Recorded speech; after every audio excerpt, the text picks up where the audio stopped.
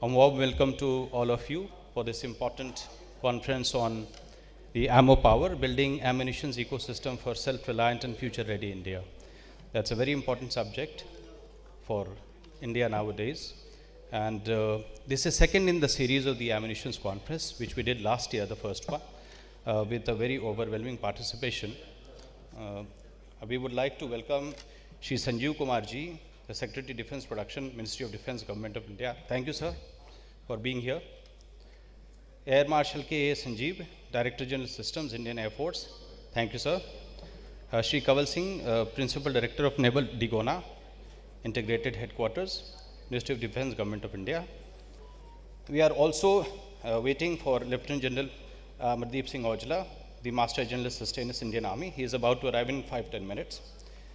Before we begin this auspicious conference, I would like to invite our chief guest for the day, Shri Sanjeev Kumar ji, on the dais. If you can kindly come, sir. A big round of applause for Secretary Defense Production. Air Marshal K. A. Sanjeev, Director General Systems, Indian Air Force.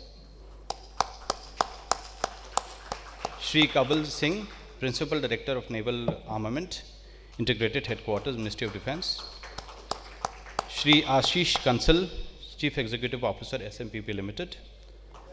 Shri Ashok Wadhawan, the Joint President and Head Land Systems, Adani Defense. Shri Vaibhav Gupta, the Co-Chair, phdcci Defense and HLS Committee, Shri Vaibhav Gupta ji. And Shri Arjun Alturi, the Co-Chair of phdcci Defense and HLS Committee. So, before beginning the proceedings of the event, I would request all the dignitaries on the dais and the esteemed delegates to kindly rise up for the national anthem.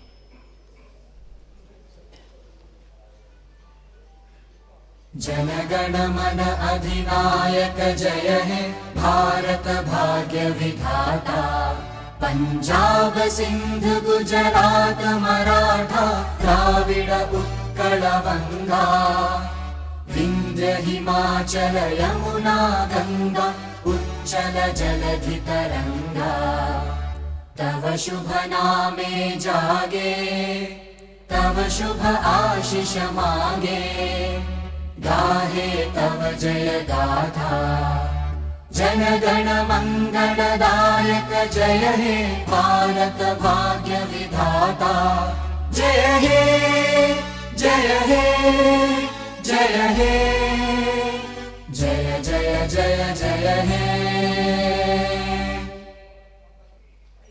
Thank you.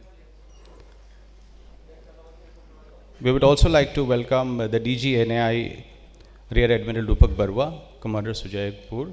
Thank you, sir, for being here. We would like to invite all the dignitaries on the dais and DGNI for the lamp lighting, sir. Just a brief lamp lighting. So, if you can kindly proceed, sir.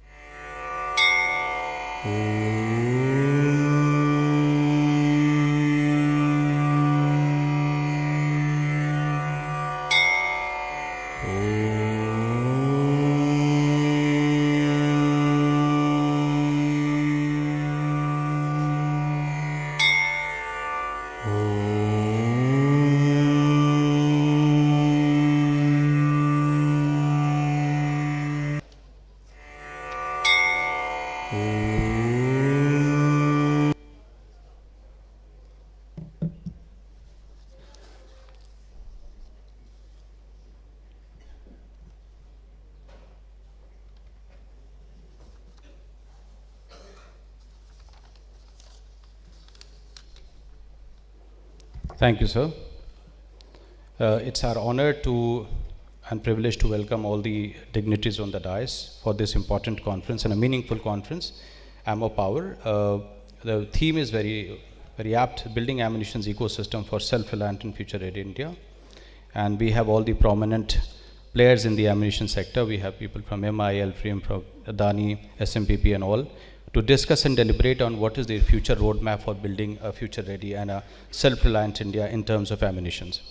Today's conference is dedicated to a subject that often lies at the core of the defense capability, but doesn't always get a spotlight. But this is, the PhD chamber has been trying to take up issues and the subjects which are very important for and in the age of this modern warfare and evolving threats, our munitions must be smart, precise, reliable and indigenously available so that we are self-reliant and available at any time for us. That is the collective mission we are here to advance, and the platform today is a step towards achieving this mission. And this forum brings together all the most credible and the capable minds across the Indian defense ecosystem, the people from the Ministry of Defense, the armed forces, the PSUs, and the startups and the R&D institutions, the strategic consultants, to reflect on the present and the challenges, envisioning a way forward for a strong, resilient and a future-ready ammunition base. So the focus of today's conference would be to showcase the indigenous capabilities, what are available here in the country, and to identify and address the key gaps and the challenges, and how to address those gaps, and to promote partnerships and the policy alignment for promoting a self-reliant India in terms of ammunitions. We would also like to welcome the people from the embassies also here, DGQA, and all the esteemed delegates and dignitaries here. I would request and invite Shri Vaibhav Gupta, the co-chair of the phdcci Defense Committee and the director MKU Limited, to kindly give a formal welcome address.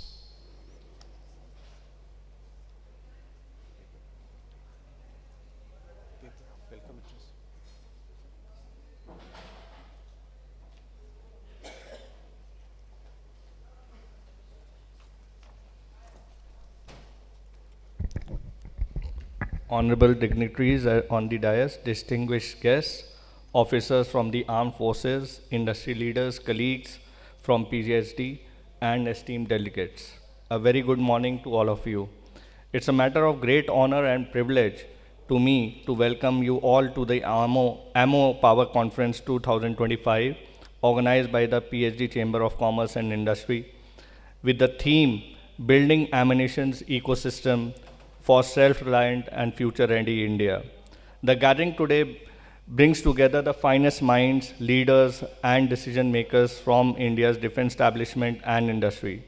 The subject of ammunition, often overshadowed by platforms and systems, is in fact a strategic lifeline of our national defense preparedness. Be it infantry, artillery, air defense, or naval operations, mission success ultimately depends on the quality, reliability, and availability of munitions. As we move swiftly towards achieving the Government of India's vision of Atmanirbhar Bharat in defense, ammunition must be seen not only as a strategic priority area, but also as a critical national capability.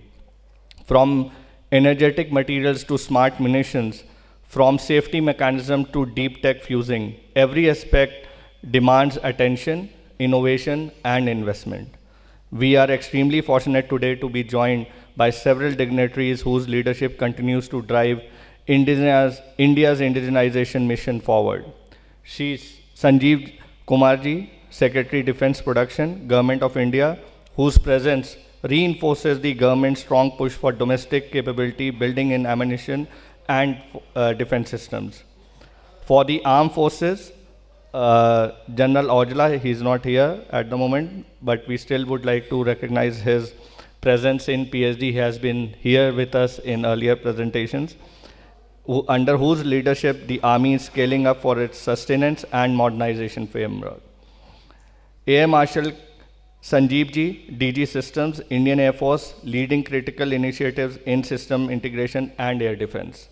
Shri Kanwal Singh Ji, Principal Director of Naval Armament, Indian Navy, who has been instrumental in transforming India's naval armament strategies, with notable work being done under the DGNAI to indigenize 78% of conventional ammunitions and develop long-term quality systems. We are also privileged to hear from Ashok Vadhavanji, representing Adani Defense, Shri Ashish Kansalji, CEO of SMPP, both representing the growing strength and confidence of the Indian private industry in the ammunition sector. The day ahead will feature in-depth technical sessions covering emerging trends in land warfare ammunition systems, smart munitions for air defense, role of loitering weapons and PGMs, and the evolving dynamics of joint ventures, testing infrastructure, and quality assurance. The idea behind this conference is simple: to create a shared vision between the user, the policymaker, and the industry. Through platforms like this, PSD aims to bridge intent and execution by enabling meaningful dialogue, highlighting on-ground challenges, and identifying workable solutions. India is at the cusp of transformation, from being a buyer of the ammunition to becoming a designer, developer, and exporter of world-class ammunitions. With the right policies, capable industry partners, and the unmatched commitment of our armed forces, we are confident that this transformation will become a reality. Once again, I warmly welcome all the dignitaries, participants, and stakeholders to this important gathering and look forward to a productive day of learning, networking, and collaboration. Jai Hind. Thank you, Babaji, for setting the tone for the discussion and aptly mentioning the profile and the contribution of all the dignitaries in the dais. Thank you so much. I would now like to invite Shri Ashok Vadhavanji, the Joint President and Head Land Systems, Adani Defense, for giving an industry perspective through industry address. Shri Ashok Vadhavanji.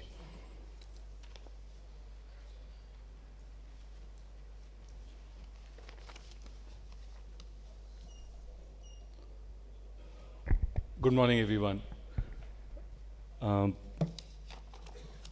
Thank you for phdcci to actually organize this session. I just want to lay why it's important. Before that, let me just thank Sanjeev Kumarji for being here, all the dignitaries on the dais to be here, to be participating with it. This is one of the most important sessions or important products for our armed forces today, and I just want to lay the lay of land why it is important and how we are playing a big role in it. Let's start with what's happening globally. You just saw there was a war which took place, or small conflict which took place in Thailand, Cambodia. This is not just a one-off session which has happened. If you look at our global map, all over the world there is red or yellow, which means someone or the other is fighting a war right now. We've had a huge amount of stability in the last 30-35 years where there was nothing much which was happening, but in the last 5 to 6 years, if you see, the global trend has changed. Be it Middle East, be it Africa, be it Europe, now even in Asia, we've had conflicts. Ourselves in the last couple of months have had a conflict which has taken place. What's changed? There is obviously a huge amount of uncertainty which has come in. There is huge amount of demand which is coming. So what does this do to us as a country? Let's just look at India. We were actually fighting two-front war at one period of time, which we were looking at, which was either the West Zone or the North Zone. Today, if you look at where we are, be it Bangladesh, be it the South, or be it the North, we have 5.5 front of uncertainty which is taking place right now. So we ourselves have an issue which is going on, and for this, what is our learnings? Our biggest learnings, if it is that old kind of war which used to be where you would have seen aircrafts or the tanks or the infantry which move in has moved out. The game which is being played today, or the war which is being fought, is basically with ammunition, which could be a loitering ammunition, which could be a precision guided ammunition, but it's the game of ammunition which is being played right now. So the New Age war has changed. So, I would like to welcome General Ojla, MGS, to the dais. Thank you for coming.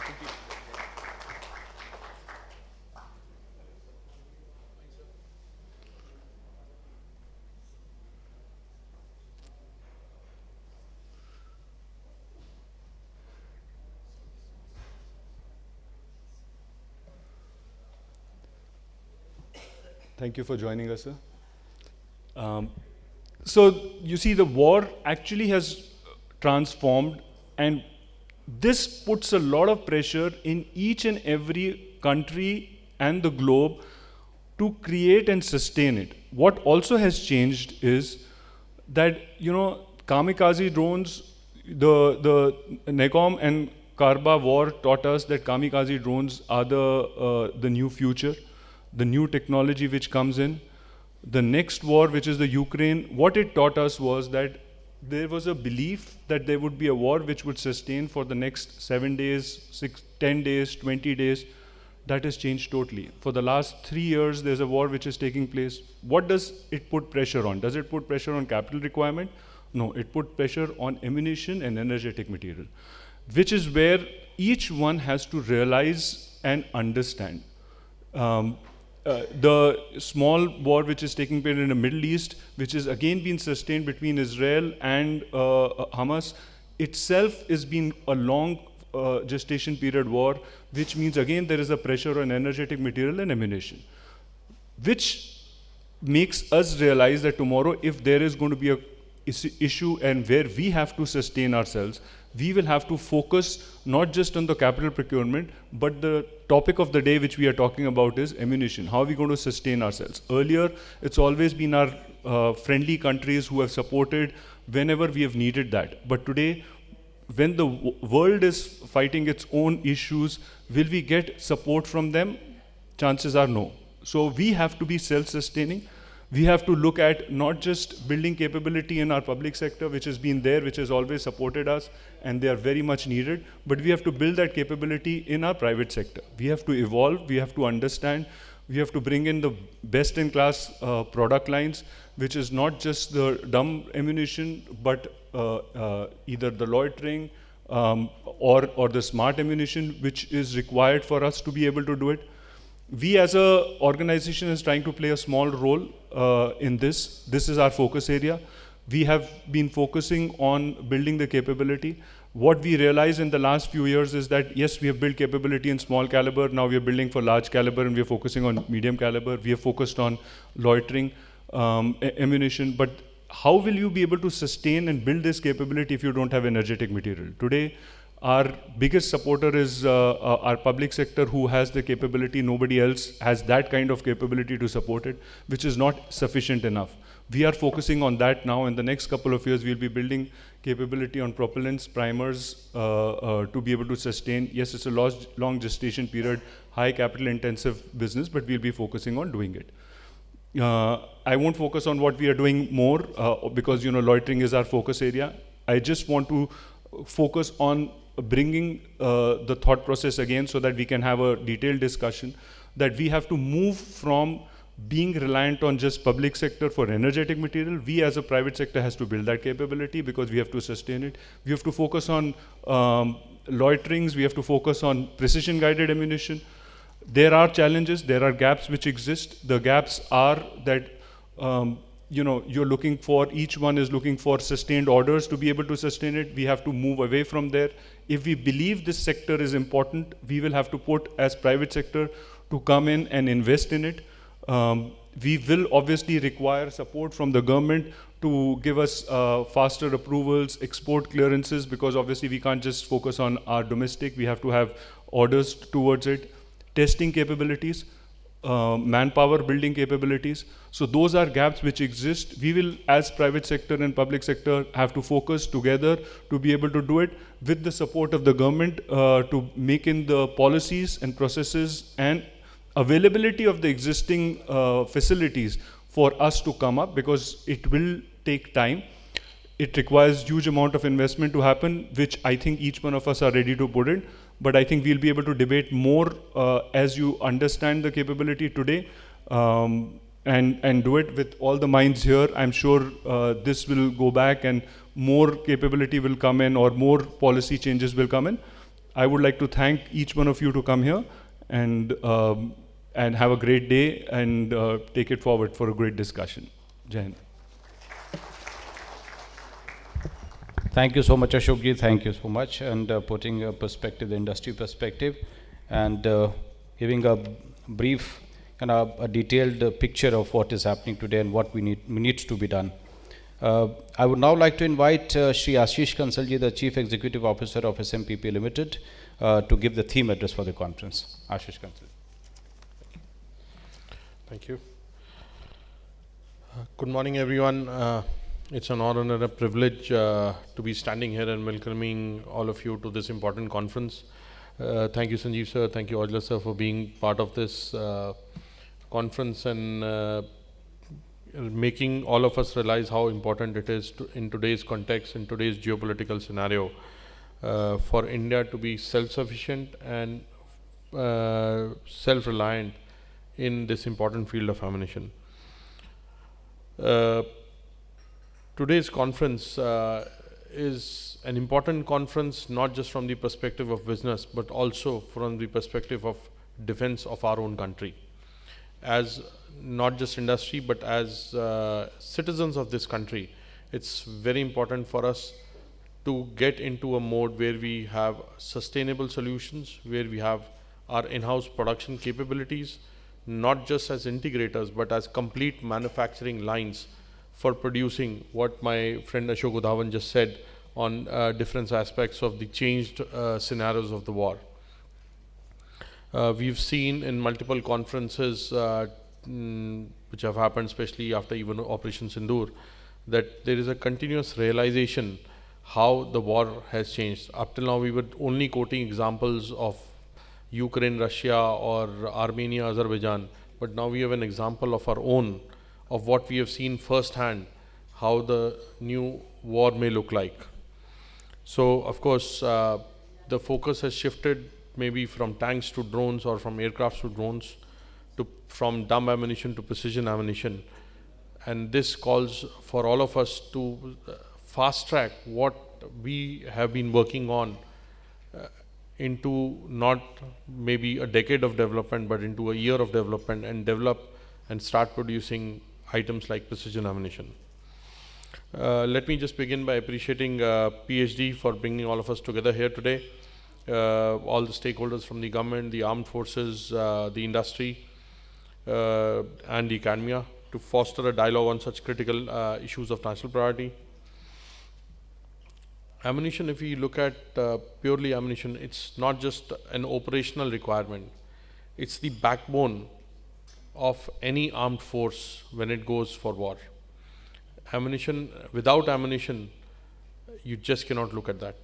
And with a short supply of this ammunition, you cannot look at a sustained stability at your back end to fight this war. So we must have indigenous production and modern capabilities for these all sophisticated ammunitions, so that even if we have the best of the weapons with us today, without ammunition, we will not be able to sustain the kind of wars we've been looking at. There was a time when we used to talk about 2-3 days of intense war, 5 days of intense war. But now we know it could be 3 days, or it could be 30 days, it could be anything. So we have to have our own assured supply lines which are able to support this. Some critical factors which I'm sure during the conference today we'll be looking at is, as I initially said, self-reliant manufacturing, where we are not just looking as to integrate weapon systems, but start from the energetics, start from basic manufacturing capabilities for all kinds of explosives, whether it's propellants, whether it's gunpowder, whether it's primers, going up to all the way to smart ammunitions, whether it is an artillery smart ammunition, whether it's a precision guided ammunition, or it's a kamikaze drone. Technology becomes the second factor and the most important factor. Today, the wars are more won by technology than just by annihilating the enemy. So technology wise, we need to make ammunition which is not just lethal but also smart. An important aspect in this, especially for our country, this complete setup existed only with the public sector. Public sector is what had the basic infrastructure available till date to be able to produce this ammunition. And therefore, a public-private partnership becomes a very important aspect of this if we want to scale both in terms of quantities and modernization of these ammunition. A strategic role has to be played by the government in making sure that both public and the private sector comes together on a platform. Maybe it's a joint venture, maybe it's joint capability development, but it has to come together. Alone, both of them can keep competing with each other, but then the nation will not get what it needs today. Of course, we need to adhere to global standards. We need to also eye that is what allows us to eye the export market as well. So it's not just for our own country. We need to become a global manufacturing hub, so that this gives us the surge capacities, so that tomorrow if the country needs, we can offer these surge capacities to our armed forces. As we build these capacities, an important factor we need to focus on is also skill development. Up till now, we had only the ordnance factories who had taken the lead in now Munitions India, who were having the right trained power to handle explosives. Handling explosives is certainly not somebody who learns in 6 months training. There's a sustained training which goes into handling explosives, because you never get a second chance when you're handling explosives. So we definitely need to have proper training centers developed in the country, where we can at least have the right skilled manpower to handle explosives. It is now that we need to act on these fronts and make sure we develop a complete ecosystem. Let us work together, the industry, the government, and the armed forces. We all need to work together, because it's a challenging task to develop what other countries have developed in many, many decades. We are looking to develop in matter of years. So it would not happen unless all of us collaborate, cooperate, and put our energies together to develop this ecosystem. This conference can be one of such catalysts, and let's put forward our ideas and turn them into actions. In closing, I thank the organizers once again for the opportunity to speak. Thank you so much. Thank you, and Jai Hind. Thank you, Ashish. And we are working towards this ecosystem. This is the second in the series, and we look forward to do more such meaningful interactions with the presence of all the key stakeholders. As Secretary DP has some other engagements, so he would like to speak now, and we would like to invite the Honorable Secretary Defense Production, the Ministry of Defense, Government of India, for his keynote address. Before that he comes to speak, I would request the co-chairs, Shri Vaibhav Gupta and Shri Arjun Alturi, to kindly felicitate him with a plant and a memento. If you can kindly come in the front.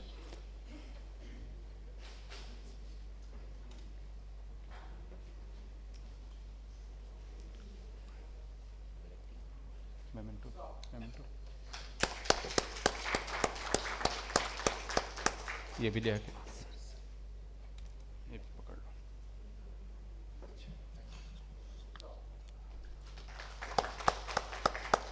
So after you speak, so we have prepared a report which Sugosha advisory on the ammunitions. So if can we release it first, sir? Yeah. So Sugosha advisory and phdcci has prepared a report on the roadmap. I would request Colonel Kuber to also come on the stage, please. Colonel Kuber.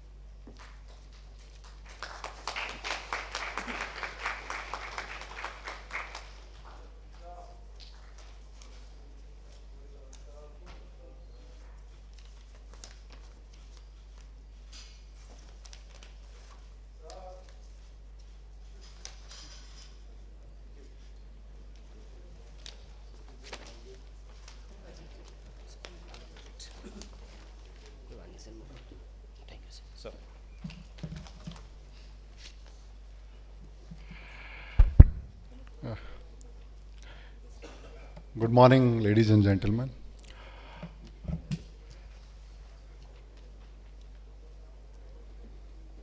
My colleague on the dais from armed forces and also from the private sector. My colleague on this side, DGQA, DGNAI, Director of Finance from MIL, and many of the people whom I recognize but not able to put names on that. Thank you very much for inviting me here. During the parliament days, it becomes difficult to really commit for a longer time frame. But I thought this conference is useful for all of us, so I decided to come, albeit for a smaller time frame, to be with you, to listen to all of you. In fact, within Ministry of Defense, with MGS, we have been discussing this issue for quite a long time, and also with the other two armed forces. And also we had interaction in the month of May with the private sector and public sector companies, industries, on this very subject. It's good that you have organized this conference and also came out with a report which looks quite wonderful, at least from the cover page. Had it been given me yesterday, it would have helped me to draft my speech better. Anyway, probably the next speech, it would be helpful for me. So we all understand the importance of ammunition, and probably all of you understand much more than me the requirement of ammunition and where we stand today. Global scenario is also, we all are aware. It's very difficult to predict how the global scenario would change, because if we go back 7-8 years, then we may not be able to predict what is happening today at that time. So things do change, sometimes they change very fast.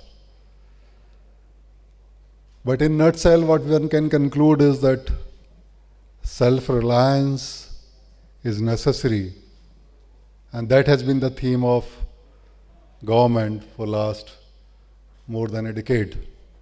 So self-reliance not only in platforms, not only in technology, in other area of defense requirement, but also in the field of ammunition. I am not a student of history, and certainly not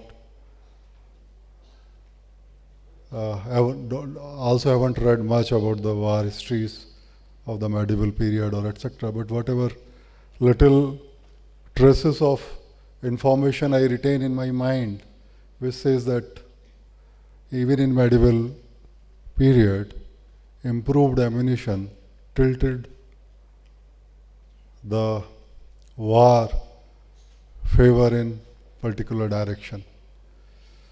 So ammunition, enough quantity of that, improved ammunition, and enough quantity in the case of war, which we may call surge capacity, if we have to talk about industry, the requirement during the war, our ability to produce that type of ammunition become very, very important. In fact, Mr. Vadvan in his inaugural, or let's say his context setting talk, spoke that because of the geopolitical situation, we can't even depend on our friends also, because many of them are also engaged in some sort of such requirement which result into such requirement, some sort of situation which result into the such requirement. So we have to become self-reliant. So self-reliant, how to become self-reliant? Basically, this topic has been discussed many times in many fields, but whatever I can crystallize is that first the intention has to be there. And I think there is no lacking in the intention either of government as a policy maker or armed force as a purchaser. So the intent is already there, it is displayed. That intent need to be translated into the action. Action need to be then reciprocated by the other stakeholders. Other stakeholders not only means the industrial partner, but also the technology provider, also the people who enable all this to happen, like DGQA, DGNAIA, DGAQA, laboratories, availability of finance, etc., etc.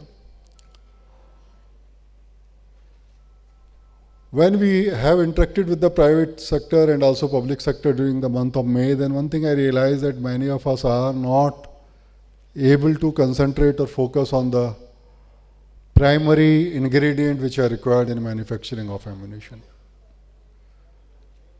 Somehow we see that because of the gestation period which Mr. Ashish spoke, which requirement of the huge capex, we are not able to go into that direction. In fact, relying on the capacity of DPSU, that is mainly MIL, won't also be fruitful because they also don't have the adequate capabilities which we have seen. So we need to equally concentrate on the entire value chain of the ammunition, right from the ingredient which are necessary to make propellant and also the primer, the explosives, so that we can meet the emerging need of not only of our country, but also elsewhere.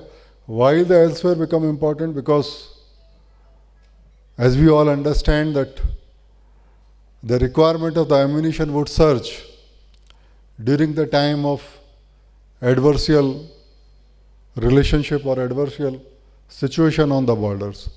But during the peacetime, that requirement wouldn't be there. So how do you create a surge capacity when in the peacetime the requirement is probably fraction of what would be required during the time when situation is not peaceful?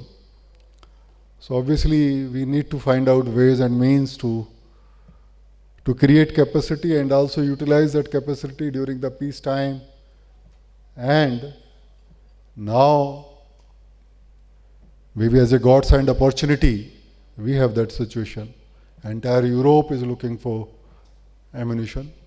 In fact, Middle East also looking for the ammunition, and for many more years, the requirement would be there. So how we should organize ourselves to meet the requirement?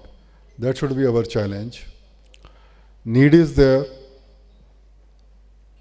We have to mobilize our resource, that is capital, technology, manpower, and also administrative systems to enable this fast.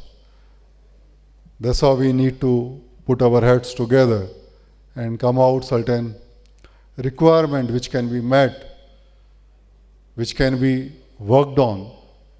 And I'm sure this conference certainly would add to our understanding of these requirements and concluding what we need to do all individually and collectively together. We also need to concentrate on upgrading those ammunition, and I won't go on the part of the delivery mechanism of that ammunition because that also certainly require, but let's focusing on the quality of ammunition and upgrading of those ammunition would also be required because world over things have moved. What I see as a Secretary Defense production, that there are few challenges here. One of the challenges is the assurity of continuous, stable orders to the sector so that sector can mobilize itself either in the private or public or together both, so that they can start supplying. So that base demand has to come very clearly.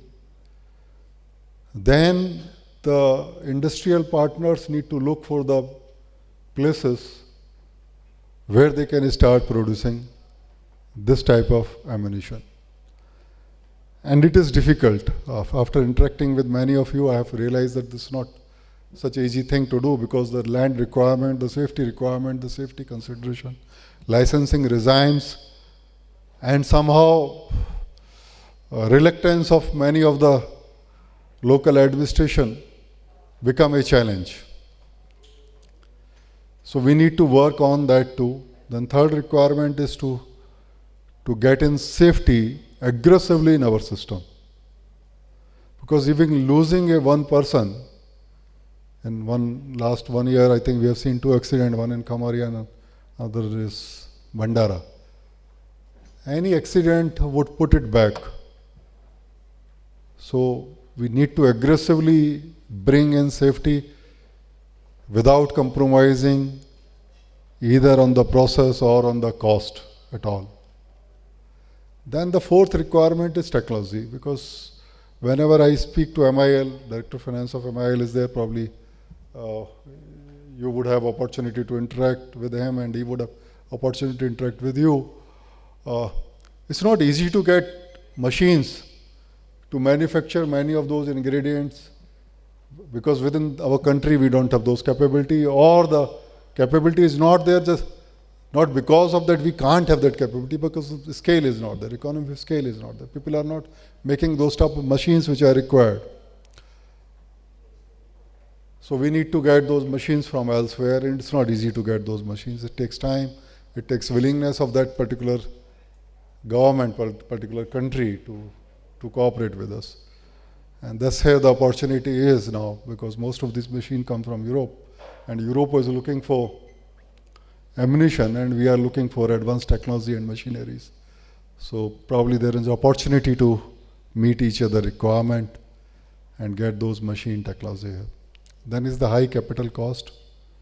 High capital cost need to, wherever it is raised from, either it is raised from banks or self, or backed by government, armed forces through advance orders, etc. That money has to be repaid back to the persons from whom we are borrowing. And for that, we need to have some sort of assured supply, assured sale.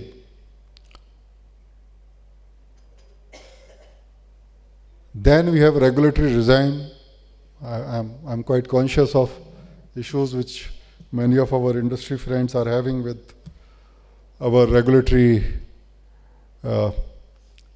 bodies, without naming any of them, because everybody has got a valid point of view until unless we sit together and thresh it out. We are working on that, I can assure the industry, and we'll continue to work on that. There is always a tension between regulator and regulated entity. The tension is many times very, very useful because it improves the system. The requirement of the regulated entity always has been the too much of regulation, and regulator has always been that regulated entity does not meet the entire regulation in entirety. Truth lies obviously somewhere between. Many of the things which are not required should go. Many of the things which are remnant of the past with hardly any relevance should certainly go. The requirement obviously is of a dialogue between both, and we as a honest partner would facilitate that dialogue and come to a better conclusion which become useful to both the entities. Then we have both our quality assurance people, director generals, both are sitting here. Many things are attributed to them also, so they need to work with industry. We also need to work with them so that those things can be ironed out. At the end, I would thank all of you for listening to me. As I was sharing with General Ojla, nothing new comes from people like me. I learn from you, pick up certain ideas. You guys understand much better than many of us, but it gives us a panoramic view and gives an advantage of ironing out those differences which makes things stop, and if we all try, then we can make things move faster. And with that commitment, I would end my speech here with thanking to all of you, to organizer, for inviting me and spending time with me. Thank you very much. Jai Hind.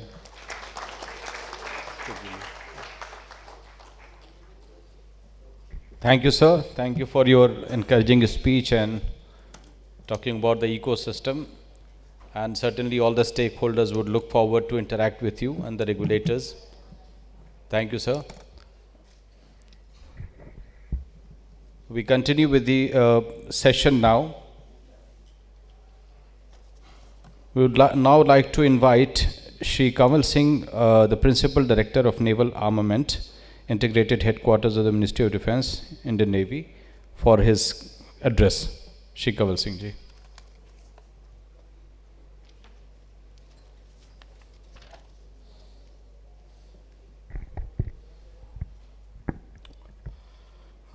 Dignitaries, distinguished guests, ladies and friends. First and foremost, I am standing here in place of my DG, Mr. Prakash Upadhyay, who is away on assignment, and that's why disclaimers up front. I may not be as qualified a speaker as the original one. However, I would like to touch upon some of the opportunities and challenges in ammunition manufacturing and supply chain management. Some of these issues Secretary DP has already just flagged, and I may also dwell on some of those issues. So, to start with opportunities, as you all must have already sensed during last few years or so, in terms of liberalization, deregulation, and incentivization of private industry in local manufacture and production of ammunition, we are probably in a similar place as was the case for civilian industries way back in 1991. And therefore, the template of innovation, entrepreneurship, and sustained rapid growth of these industries is likely to play out in ammunition manufacturing also. In addition to that, we have seen that this geopolitical changes, multiple conflicts in many parts of the world, along with exponentially rising demand for ammunition stores in local as well as in export markets, are acting as a strong ballast for growth of ammunition manufacturing industries in the country. Our own rising defense requirements alone make an excellent business case. And to give you an idea, my own department has an outstanding backlog of orders worth around 5,000 crores on one of our own DPSUs, and whose Director of Finance is sitting here and smiling. And so, in addition to that, we also have a lot of orders in pipeline. So, in terms of business value for private industry, I would say sky is the limit. Now, coming to opportunities for new player, disruption plays a major role. Now, in terms of disruption also, we all have seen with the recent changes in warfare and entry of drones, unmanned systems, and lot of new types of weapons has really opened up the case for disruption in ammunition designs and manufacturing ecosystem also. So therefore, anyone with the drive, stamina, and courage, and if he is looking for disruption, here is a case for you. And in this regard, I would also invite attention of all the distinguished attendees here. We can also see at the way Lucky Palmer and his company Anduril has disrupted in a big way weapon designs and manufacturing in USA market, and he is really challenging established players like Boeing, Raytheon, and many others.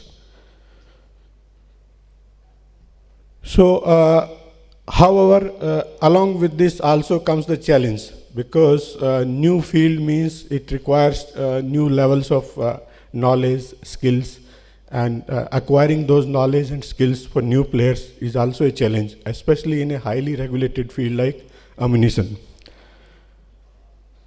And in that regard, we are aware that new players, especially those who are working on drones, unmanned systems, and many other systems, They have probably have a lot of competence in software, in hardware designs, but when it comes to ammunition, probably many of us are looking at a stiff difficulty. And here, I would only like to simplify this whole concept. Of course, it is not as simple, but I believe there is a case for standardization of components of explosive chain, that is initiators, secondary charges, and main charges. So these three components are there in any explosive chain, and if we can standardize those things and minimize the variance to a certain template, and those templates are made available to industry, I believe it can help. However, these enticing opportunities in ammunition manufacturing, they also come with their own set of challenges. And in that regard, as Secretary DP already highlighted, one of the major issues is land. Because when you start manufacturing or handling ammunition, you need a certain safety distance around the place where you are doing these activities. And in that regard, this chunk of land required for these kind of industries is quite substantial. However, at the same time, I am sure we can think of leveraging lands already available with existing players within defense departments, services, defense corridors, and also sometimes we can also think of going to hinterland. So that way probably there is an opening to address this challenge. Then another issue that comes is the training. As I already highlighted, skilled manpower for ammunition manufacturing is really limited, and presently it is mostly within the defense departments and services. So therefore, finding training facilities to train people in ammunition, explosives, and those processes probably is a bit of a challenge at present. But we all can look at collaborating and leveraging each other's capacities, and maybe that's the way to go in the short term. However, at the same time, industry can also look at, when we start afresh, there is always an occasion that we can do things in a different way. And here, looking at automation in the very first place probably is way to go. Of course, along with that, people can be trained and we can help out. Then comes the issue of simplification of procedures. As Secretary DP also highlighted, most of the ammunition manufacturing and their acceptance, trials, all these things, they go through a very complex process. But at the same time, we are very sure a lot of effort is going on within the MOD and services to simplify these procedures and make it easier for industry to get things qualified and deliver them. And this also comes with another issue that if industry is allowed the freedom to decide what to do as far as their internal processes are concerned, it gives them a free hand to improve things, improve processes, and scale up production at a lower cost. And finally, I shall conclude by saying our industry has the necessary wherewithal and dynamism to succeed in ammunition manufacturing, and succeed you must. And the whole country is behind you in this venture. And I would also like to thank finally the organizers of this event and all of you for listening patiently. Thank you very much. Jai Hind. Thank you, Shri Kaval Singh ji, and would like to add that DGNAI, under whose leadership the Indian Navy has also achieved a commendable progress. They have already indigenized 78% of the conventional ammunition and explosives, including the key components, legacy, and the torpedoes, anti-missile systems.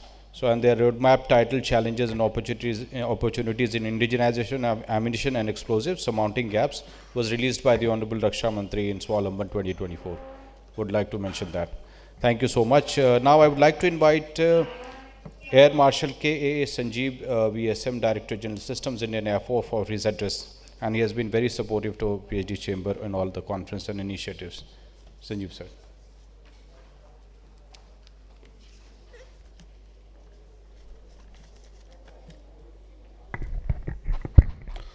Thank you, Dr. Nasir.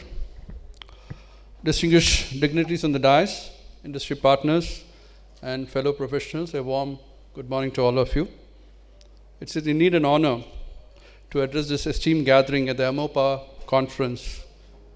And the theme of this year's conference, Building Ammunition Ecosystems for Self-Reliant and Future-Ready India, could not have been more relevant. As we navigate an evolving security landscape and prepare for increasing high-tempo warfare scenarios, the importance of an integrated indigenous ammunition ecosystem has not become just strategic, but empirical.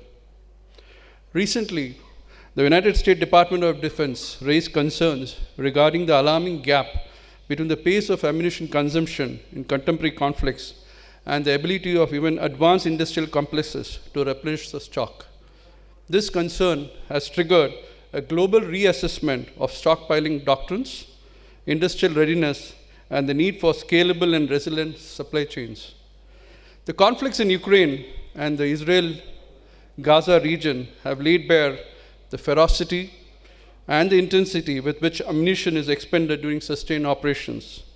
In Ukraine, artillery shells and guided munitions have been used at unprecedented rates, while Israel's requirement for rapid and precise replenishment during its engagement highlighted the absolute necessity for real-time, high-volume ammunition production. These conflicts underscore one undeniable fact: a robust, self-sustaining ammunition production capability is no more a necessity, it's an imperative. In the Indian context, our defense and security environment is complex and challenging. We face a spectrum of threats, from conventional to asymmetric and hybrid. In such a scenario, our deterrence capability and operational effectiveness are intensely linked to the various diversity and reliability of our ammunition stockpiles.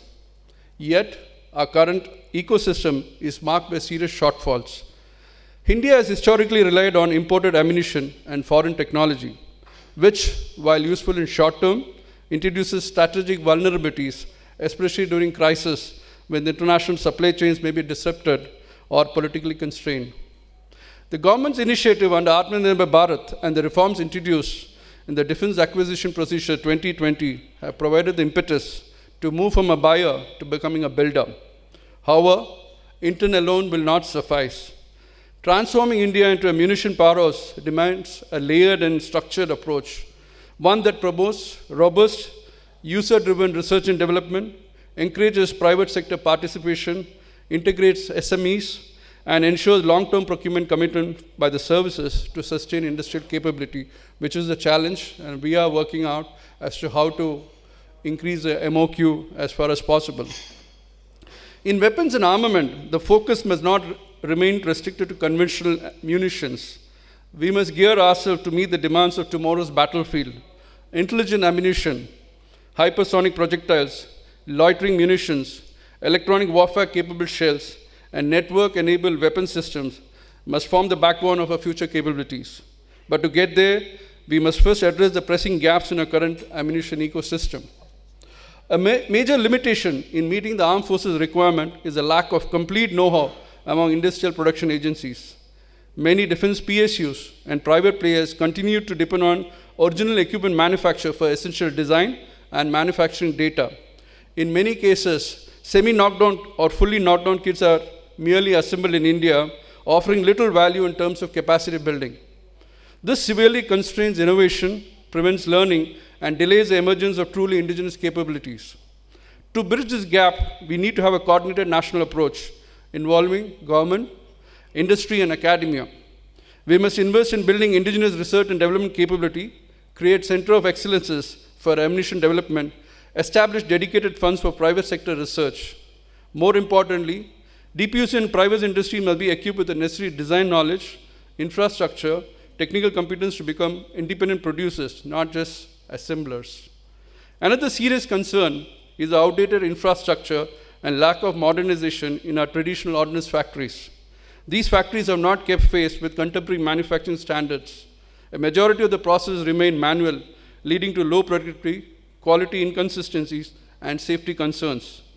Repeatedly, issues have been flagged by the services regarding the quality and reliability of unguided bombs. Varying sizes, shapes regarding these bombs have made unreliable in operations. Moreover, the Secretary DP had covered a major incident in Bandara serves a stark reminder of the risk associated with manual handling of explosives. Delays in meeting delivery timelines, even during recently concluded Operation Sindoor, further underscores the urgent need of modernization. We must therefore upgrade our manufacturing infrastructure, institute rigorous quality control frameworks, and streamline logistic processes to reduce the delivery lags. Additionally, we must identify and earmark production responsibilities among select private and public sector agencies for key components such as propellants, explosives, thermal batteries, electronic assemblies, and guidance subsystems. By assigning roles based on capacity and capability, we can establish a layered manufacturing architecture capable of scaling up during emergencies. One of the most significant gaps remains in indigenous production of sensors, which are vital components in today's precision-guided munition. Currently, no Indian firm has fully developed a sensor based on infrared or imaging infrared or radio frequency or laser technologies. These are imported in semi-knock conditions and then integrated. To overcome, we must standardize sensor designs for cross-platform applicability and promote subsystem integration across different ammunition and missile systems. Establishing center of excellence for subsystems and empowering production agencies to handle such components will be essential for future self-reliance. With warfare shifting, I want you to listen carefully to this, warfare shifting towards standoff and non-contact engagements, India must focus on developing new generation ammunition suited for these domains. We must work with global partners such as Israel and Russia to jointly develop these systems under well-regulated technology sharing ventures. Encouragingly, we have models like BrahMos Aerospace Private Limited, along with Russia, Kalyani Rafale Air Advanced System with Rafale, and Indo-Russian Rifle Private Limited with Kalashnikov. But most such collaborations are required importantly, and these JVs must be empowered to stock beyond contracted qualities to build up surge capability. A key obstacle for all the industry partners remains the restricted nature of defense licensing. Most Indian OEMs are allowed to import components only against a specific Ministry of Defense order. This restricts flexibility, innovation, and continuity of production. To fix this, we need to relax licensing for both import and exports. Indian firms must be allowed to pursue research and development, product development, even without immediate orders. This will boost indigenous capacity and open up export markets, reduce the trade deficit, and promote strategic autonomy. Initiatives are being taken by the Government of India in relaxing these licensing policies. Reforming our quality assurance and certification agencies and testing framework is equally essential. The current system, including certification and quality assurance processes, need to be made more transparent, accountable, very important, and industry-friendly. The practice of nominating specific DPSUs for high-value systems by a competitive merit-based process has been already proposed in the interministerial meeting on augmenting indigenous defense manufacturing and enhancing defense exports. So this is a good news for all the industry partners. Similarly, the design engineering representative scheme, which CEMILAC has started, needs to be expanded and complemented by third-party certifiers. India urgently needs more environmental and qualification testing facilities, especially in private hands. Setting up testing infrastructure in the defense corridor would greatly ease the development cycle for new systems. Further, we need to encourage private sector players to undertake their own research and development and design and development initiatives. Currently, DRDO carries the entire burden of product development, often leading to project delays. Instead, DRDO should act as a pure research body, while design and development must be transferred to the industry and academia partnership. Like the DARPA model in USA, India must institute mission-oriented research and development cells that evaluate outcomes rigorously and discard non-viable projects swiftly. A similar whole of industry model is already followed in France and Israel. For instance, ELTA specializes in radar systems across multiple platforms in Israel, while in France, Dassault integrates avionics from Thales and weapons from MBDA. Such role clarity allows these industries to scale, specialize, and innovate something new. India must emulate the same model. Academic institutions must be roped in this national effort. IITs and other engineering institutions should be given specific mandates to carry out long-term technology development. DRDO must work closely with this academia to convert lab-scale research models into deployment defense products. More critically, we must invest in building intellect in armament science. Currently, there is no formal education or training program in India for ammunition or weapon system, design, testing, and reverse engineering. This gap must be addressed if we are to build a lasting self-reliance. Ladies and gentlemen, ammunition is just not a consumable, it is a strategic asset. Its availability in peace and war determines whether a nation wins or loses the war. As we gather here to deliberate, let's be clear in our collective purpose. Our objective is simply not indigenous production. Our mission is to ensure strategic sovereignty, a state in which we can design, develop, produce, and supply critical ammunition independently, quickly, and reliably. We must move beyond assembling foreign kits and step boldly in the era of design-led, innovation-driven, and export-driven Indian ammunition. This requires collective effort. The services, the DRDO, the industry, the academia, the government, or the policymakers, all working together in synergy. I'm confident that forums like this will produce not only idea, but produce partnerships, prototypes, and production lines. Let's ensure that India is just not ready for the next conflict, but she is prepared to fight in her own terms with her own indigenous technology. Jai Hind.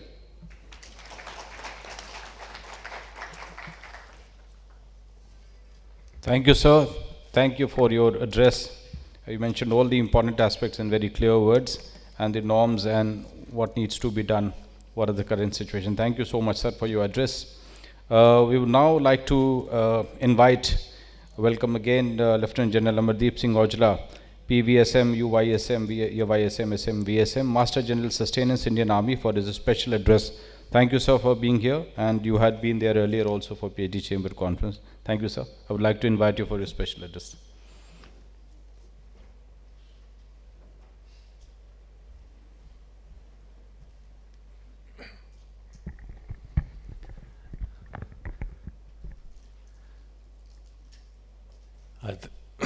I think PhD CCI, you people need to give us a permanent kind of a membership for the MGS branch per se. Yeah. Good morning, ladies and gentlemen. At the outset, my gratitude to the organizers for giving me this opportunity yet once again to share my thoughts on the ammunition landscape as it pertains to the Indian Army. So over the next about 10-15 minutes, I'll try and share the perspective. Wars are becoming increasingly intense and complex in nature. We're all witnessing that. The global landscape related to the ammunition is also changing at a very rapid and a very radical kind of a pace. Wars today, or the conflicts today, they are being characterized by being swift, being fast, short or long. It is something which needs to be seen as to how they unfold. But they are becoming lethal, they are becoming precise. In fact, they are now getting defined by the precision firepower, by rapid mobilization, and by the multi-domain synergy between land, air, sea, AI, robotics, cyber, space, and so on and so forth. So with this kind of a dimension, the Indian Army and the Indian Armed Forces, they are also preparing themselves to face these multifaceted challenges in a very deliberate, in a very strategized kind of a manner. We've got these comprehensive modernization programs which are currently underway, where technology is being integrated, where the bottom line or the end state is that we should be strategically prepared at all times. By focusing on aspects like the hybrid and the asymmetric warfare, the cyber, the AI, and the information warfare, investments in space capabilities from the lowest to the highest, and also taking care of the counter drone or the counter missile systems I think we are positioning ourselves decently well to navigate through the evolving contours of future war fighting in a holistic kind of a manner. And ladies and gentlemen, in all of this, the ammunition automatically becomes the cornerstone in defining our war waging potential, capability and capacity. Goes without saying, because the end game or the bottom line for everything that we do, which is related to the ammunition or our combat effectiveness or the operational preparedness or readiness, we are looking at safeguarding our national security. We are looking at maintaining a strategic kind of a dominance. We are wanting to achieve, 24/7 kind of an operational preparedness. And we want to also have a credible kind of a capability to achieve our short, medium and long-term strategic goals. So the next moot question that arises is that what is Indian Army looking at? Again, ladies and gentlemen, we are looking at smart and intelligent solutions related to the ammunition, which are tailor-made and customized to suit our operational requirements. And within this, we are looking at, a continuous flow or a high availability of every variant. I'll touch base a little later. We are looking at, faster kind of replenishments. We are looking at indigenously manufactured products, 100% indigenous. And we are looking at an assured quality which comes alongside. And of course, the two fundamental aspects which drive our needs, our necessities, our requirements. First is the stocking levels that we have to maintain. And the second is the training kind of an ammunition that is required to sustain, to ensure that the 12 lakh force of ours remains, operationally prepared and effective at all times. So these are the two fundamental drivers. So, if this is the need as to what is the present ammunition ecosystem that we have before we step on to the next particular level, where are we today? So just to give you a little sneak peek into where we are today, we've got 175 different variants of ammunition on our inventory of all types, the small, the medium and the heavy caliber. Out of these, ladies and gentlemen, 154 are today indigenized. And I must mention here that it is some kind of a mini success story, so as to say, from where we were about 3 to 4 years back and where we have come today. I think it's a very drastic and a very upscale kind of a transition that has happened. We were less than 50% indigenous, just about 4 years back. Today we are 90% indigenous. Out of these 154, apart from these 154, the other 21 which are balanced, 12 are in very advanced stages of trials. So I take it that they are also equally indigenized. That leaves us with only 9. Out of these 9, 7 are related to our aerial platforms, where the Air Force is the lead agency, and they have progressed very, very satisfactorily in also giving us, some kind of prototypes. So that is also going to follow. So the final 2 is where we have enough stocks as on date, and the EOQ and the MOQs, the minimum order quantities or the economic order quantities were not, gelling well as far as the cost to benefit analysis, and that's where we are presently on the drawing board. So largely, to give you a picture on these 175, I can very proudly say that a lot of progress has been made, and for that, you are the people who have actually pitched in to make this happen. And I'm very, very sure that in the roadmap that we formulated for ourselves, in very, very soon, we'll be 100% indigenous, apart from a few components where the dependency still remains, ex-import. Today, they are apart, while MIL is the lead agency, and we source about 70 to 75% of our ammunition from Munitions India Limited. But needless to say, there are good about 20 odd private companies, our partners, who are engaged with us in giving us absolutely top-notch quality ammunition. And these figures are growing. The very best in the country are indulging, and they are giving us the very best that we are hoping for. So that's the kind of a scale in which we are operating. So if this is the ecosystem that we are looking at, and with the changed operational scenarios, with the modernization, with the technology that is coming in, this inventory is also growing. And this inventory is growing courtesy, what we need. I'll again spell out those, but this is where the private industry is pitching in a huge way. So what is that we are looking at? What is our strategy for the time being? So first, to touch base as to what is that we are looking at, and this gets defined, and it's an outflow from everything that we see around us. We just seen Op Sindoor, only the first phase, it's still on. The global conflicts which are currently on, the technologies which have been brought in. So when we look at the ammunition, or the new generation ammunition, which has transformed and revolutionized the modern warfare and the modern warfare or the war fighting practices, which are these ones? Which are the ones where we are wanting to align ourselves? The list and the magnitude and the spectrum is huge. But just to give you an example, it is the precision guided munitions. Much has been also spoken about the previous speakers. It is the networked ammunition. It is the smart ammunition with better, electronics.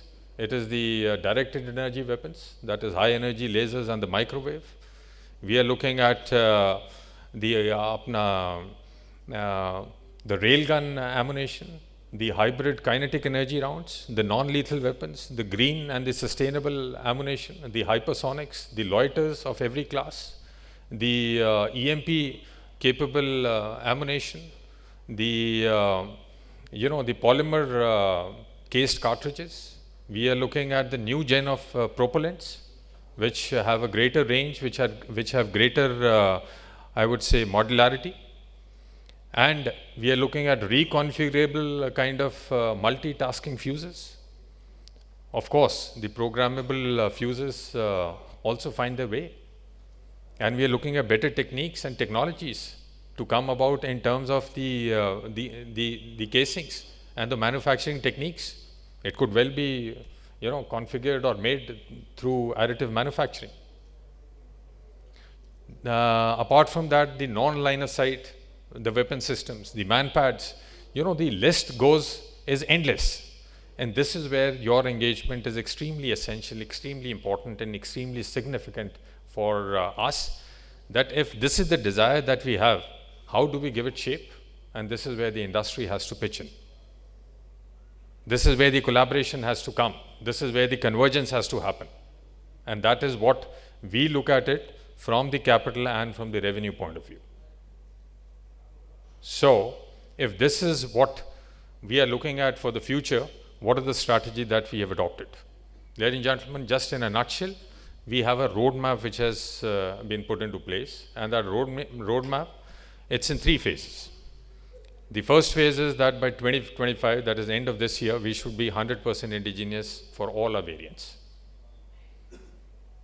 By 2030, apart from being indigenous for every variant that we have, whether it's 175, whether it's 180, it's 200, apart from the Munitions India Limited, we should have minimum 2 more sources of manufacturing for every single product. And within this, in the third phase, is that apart from looking at the needs of the domestic market and the Indian Army or the Indian Armed Forces, we should be now going global. That is where the future for each one of you lies.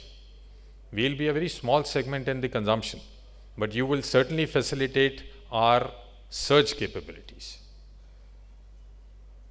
We want to diversify from a single vendor base, that is MIL today, to varied number of partners. We want to get into strategic ammunition partnerships. That is JVs, that is PPPs, that is cross-licensing, that is, global collaborations. And we are also looking at some kind of an ammunition vision for this country to come up for the year 2030 or 2035 or 2040. There has to be a national cause. There has to be a national kind of a vision and an objective where we work on a mission mode so as to achieve something. If we are looking to become a power which is very much within our reach and will happen very soon, then we have to upscale and upgrade on many fronts, and of which ammunition or the military might is the key. But everything that I've spoken about is not fraught without challenges. And these challenges today are in terms of our production capacities, of what we state and what the actual capacities are produced. We require a certain amount, a certain quantity to look after our present needs and the future requirements. There are safety control or the safety issues which are there. There are more than 700 accidents over the last 10 years related to ammunition. I think it doesn't augur well. We have to do a lot of introspection related to that. And then there is a dilemma between the budget and our productions capacities. If I have the budget, I do not have the production capacities to, fulfill what we want. At the same time, if the capacities are there, I don't have the budget. So it has to be balanced, in a very delicate kind of a manner. We have issues related to a fragmented approach when it comes to R&D. Whether it's the user, whether it is the DRDO, whether it is the academia, or it is the private sector. Everyone is on his own. I think time has come where we should again come together, sit together, sort out things, converge, and progress in a very, very dedicated kind of a manner if we have to achieve something good and in good timelines. Another thing is about the constraints related to our quality checks. Very rudimentary kind of the inspection protocols or the testing techniques or the clearances. A lot is being done, a lot is getting changed. DGQA is stepping in a big way. A lot of leverage is being given, a lot of freedom and independence is being given to the private industry. But that confidence has to be built first, before we start accepting many things, because it is a question of life and death. And there is no dilution, or there is no substitute, or there is no alternative to the quality that we expect. There is absolutely no compromise, gentlemen. Another facet where we lack is the deficiencies in critical raw materials. And these raw materials are in terms of the propellants, the explosives, and the fuses. When we talk about the propellants, whether it is the NC or the NG or the single based or the double or the triple or the ball powder and all, we are woefully short. The requirement in terms of what we require and what gets produced, I think we need to scale it up by about 5 to 6 times.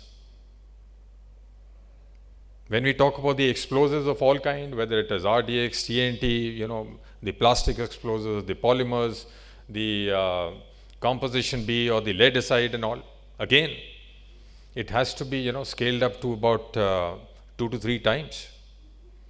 And same goes with the fuses. It has to double up for all types, whether it is mechanical, whether it is electrical, whether it is proximity, whether it is programmable, whatever, but it has to be doubled up. So that is again a deficiency. Then there are supply chain vulnerabilities which come into play. There are delays, there are, there are capacity bottlenecks which are there. And last but not the least, our dependency on export, whether it is a small part or it's a big part, it still remains. We have to become indigenous. We have to look into alternatives. We have to devise for ourselves, those issues and those parts and those components and sub-components which make our products 100% indigenous. So, whatever I have talked, to give it a shape is where you people, step in. There has to be a convergence between the 3 very important pillars. That is the users, the industry, and the policymakers. So when I'll start with the users, because we are the ones who give you those problem statements. We tell you as to what is required. And from the user's perspective, I have to be absolutely transparent. I have to give you, those time-bound procurements. I have to give you that visibility of our demands for the future, those long-term contracts. And by the way, every contract that is flowing out of at least the MGS branch, I can assure you that it is not less than for less than 7 years. So it's a combination of between 7 and 10 years that is happening. We are the ones who have to give you the user feedback on the products that you make and manufacture for us, as to how do they fare out in the open, on the ground. And last but not the least is that we can of course support you in terms of all the JVs and the partnerships that you are intending to embark on, because that is the need of the hour. Unless you get the technology, unless you start doing things here in India, things won't work out. And the biggest requirement from our side is the surge capability. Whether we require or we don't require is immaterial, but if you have the capacities to give us in the time of need, during conflicts, during wars, is what will sustain us to, do what we are supposed to. Without that, it won't work out. So from the industry, our ask is that you should be full system capable. Rather than, the system or the subsystem wise, you should be giving us the final product. That is what we are looking at. We are looking at that you should participate and give us this surge capability that I was just talking about. You people should invest and indulge in energizers, what the previous speakers are also talking about.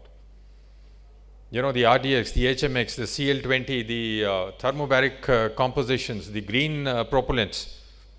Wherever there's a deficiency, you people have to, stitch things together. You have to collaborate on the testing and the certification as well. Every company which stands and manufactures and produces something has its own testing capabilities, certification capabilities. But if your product is good enough to match the needs of the Indian Army or the Indian Armed Forces, I think why should we go to the DGQA? Why should we increase the layer? We should be working on delayering. That's the kind of confidence we should be sharing with each other. I think time has come to look into those aspects as well. And of course, last but not the least, when we look at the global market, you have to build capacities for products which are ITR free. Only then can you indulge and engage and possibly do business with the global market. For the policymakers, of course, the Secretary DP did make a mention, but from the user's perspective, and I can of course know your mindset as well, we are looking at fast tracking approvals for sure. We are looking at the technological funds to come so that people can indulge in niche kind of R&D. On R&D, which is the current, which is the future, that is what is required. The present may be just about 40 to 50%, but the future is where we have to embark. The journey starts actually for the future more than the present. We have to set up those innovation hubs and those technological parks and those explosive parks, in case we have to ramp up our capacities. The guiding manuals, whether it is the DAP or the DPM, they have to be revised. It has to be a level playing field. Everyone has to pitch in and everyone has to be competitive before they get accepted. And it can come only if there is a level playing field. There is nothing which is, one-sided or biased towards MIL alone or for any other private company. So these are certain things that, of course, the efforts are on to pitch, to get many things, happen and happen in the rightful kind of a manner. But more than anything, gentlemen, there's a shift which is required. There is a sincerity of purpose that is required. We have to change our character in case we have to deliver something for the national cause. And this shift, when I'm talking about, it is about the mindset. For us, you are not the vendors, you are strategic partners. Take it from me. When it comes to R&D, it has to move from, incremental to the disruptive. When it comes to production, it has to move from linear to modular and scalable. When it comes to inspection or the quality, from rather doing post-inspection, I should be, or you should be giving me an assurance of doing the the inspection at source with zero defects. And when we look at the physical kind of engagements, rather than lobbying, you should be sitting together and designing solutions in a collective kind of a manner. While these are all desirables, but I'm sure that we can work to make it happen actually on ground. Ladies and gentlemen, in the end, I would just like to say that the future of Indian Army will not be built on the battlefield alone. It will be built in your factories, in your laboratories, in your boardrooms. This is where the future lies. Ammunition is not a product or a resource. It is an aspect of strategic deterrence. You know, if I have to fight tomorrow's battlefield, then I should not be looking at yesterday's supply chain. I have to be technologically savvy, I have to be diversified, and I have to ensure that there is a very secure ammunition ecosystem which is existing. Today, to have this, it is not aspirational. It is an operational and a national necessity. And that is why, when we look at the future, you know, you are the people who have to make this happen for us. And especially from when we look at from the army or the armed forces point of view, I can ill afford to have an ammunition lag in an era, in an age which is dictated or characterized, you know, by cognitive warfare or AI-based targeting. You are equal partners, you are equal warriors, you are men in, I would say, overalls with us. So let's come together and create an ecosystem, create an establishment which is resilient, which is export capable, and which can give us, you know, smart and intelligent ammunition solutions, which, from my perspective, give me a twofold advantage. Firstly, I'll be able to outrun the enemy's intent or the battlefield requirements or the threats. And on the second front, I'll also be able to outpace the, you know, the battlefield necessities or the battlefield chaos that happens.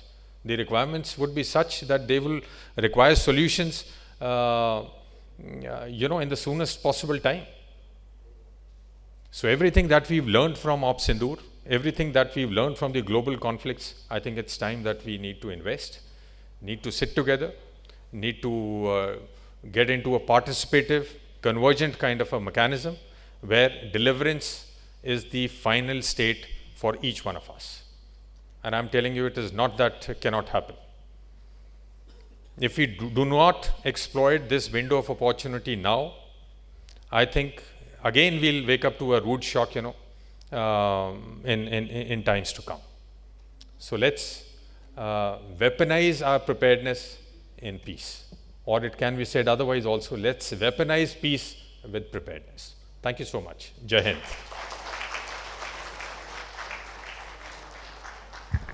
Thank you, sir. Thank you so much for your address, rather than your vibrant and very encouraging address. Thank you so much. You spoke about the indigenization and the very encouraging indigenization level which we have achieved, and also about the critical raw material supply chain, which is also important, and delayering, which is an important aspect, as the industry would like to have more delayering, to have more autonomy and testing capabilities, all of those important aspects. Thank you so much, sir. Before we conclude this session, I would like to invite the co-chair of the Defense Committee of phdcci, Shri Arjun Alturi, to give a concluding remarks and a vote of thanks. Shri Arjun Alturi.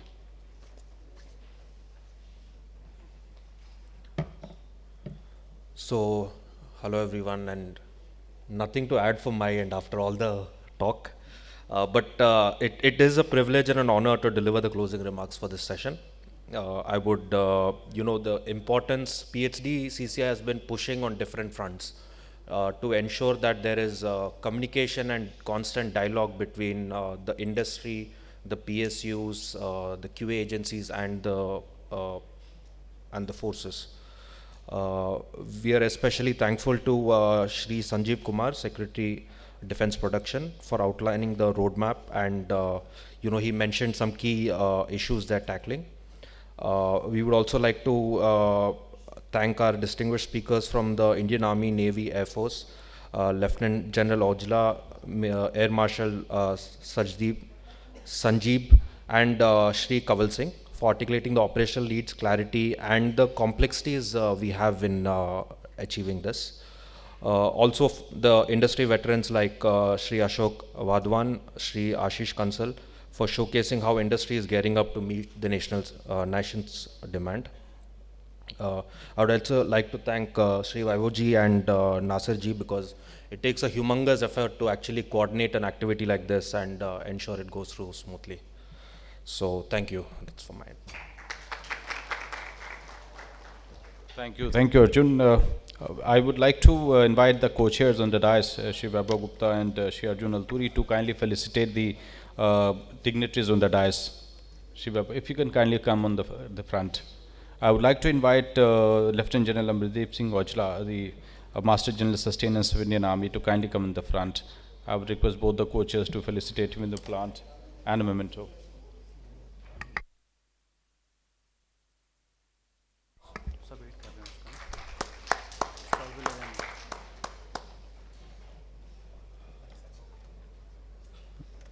I would like to invite Air Marshal K. A. Sanjeev, VSM Director General Systems, Indian Air Force, to kindly come front. I would request Vaibhavji and Arjun to kindly felicitate him.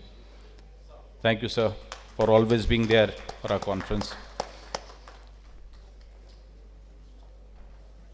I would now like to invite Shri Kaval Singh, the Principal Director of Naval Armament, Digona, Integrated IHQ, Ministry of Defense, Government of India, to kindly felicitate them.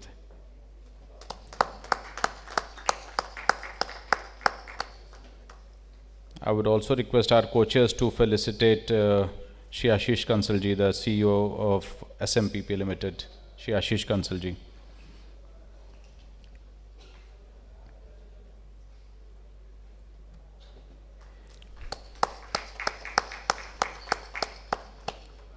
Last but not the least, Shri Ashok Wadhawan, the Joint President, Headland Systems, Adani Defense. Ashok ji.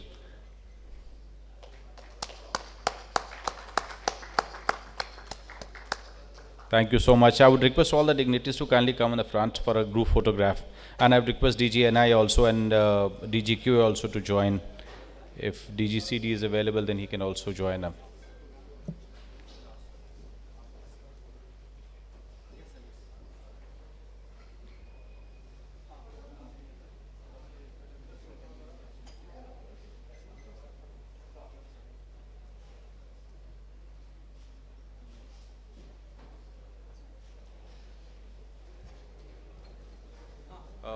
We'll very briefly break for tea, only 10 minutes, not more than that. We'll join for the reassemble for the tea is right here inside the hall only. Just for 12:15, we are right back here. We are starting very important precision guided weapons.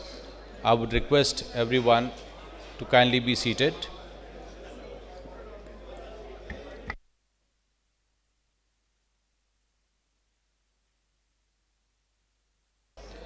Will be chaired by Shri N. Maroharan, Director General, DGQA. I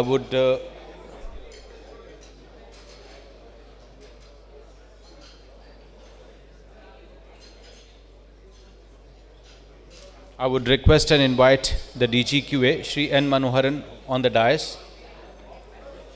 Shri N. Manoharan, DG, Director General, Quality Assurance.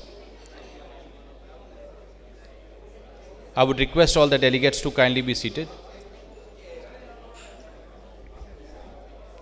I would now like to invite the session moderator, Colonel K.V. Kuber, Indian Army veteran, Colonel K.V. Kuber, the Director Aerospace and Defense EY LLP, Shri Prakash Agarwala, the Director Finance and CFO, Munitions India Limited, Shri Prakash Agarwala ji, Shri Sanjay Soni ji, the Managing Director of Hughes Precision Manufacturing Private Limited. Sanjay ji, kindly come on the dais. Shri Vishal Markande, CEO and founder, Singularity Aerospace. Shri Abhishek Jain, Chief Business Officer, ZS Numerics. Colonel Ramit Arora, CEO and Executive Director, Aeroshul Technologies. And Shri Ravi Jogli.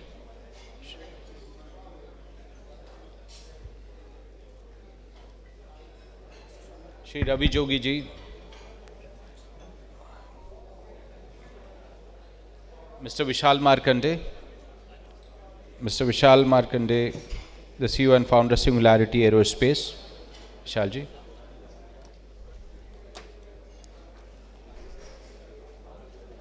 I would request all the people at the back to kindly come in the front and be seated. I would request everyone.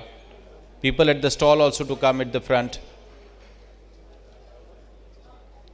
I am now handing over the session to Colonel K.V. Kuber, and I would request Colonel Kuber to kindly stick to the time, maybe 50 minutes. Sir? Thank you so much, sir.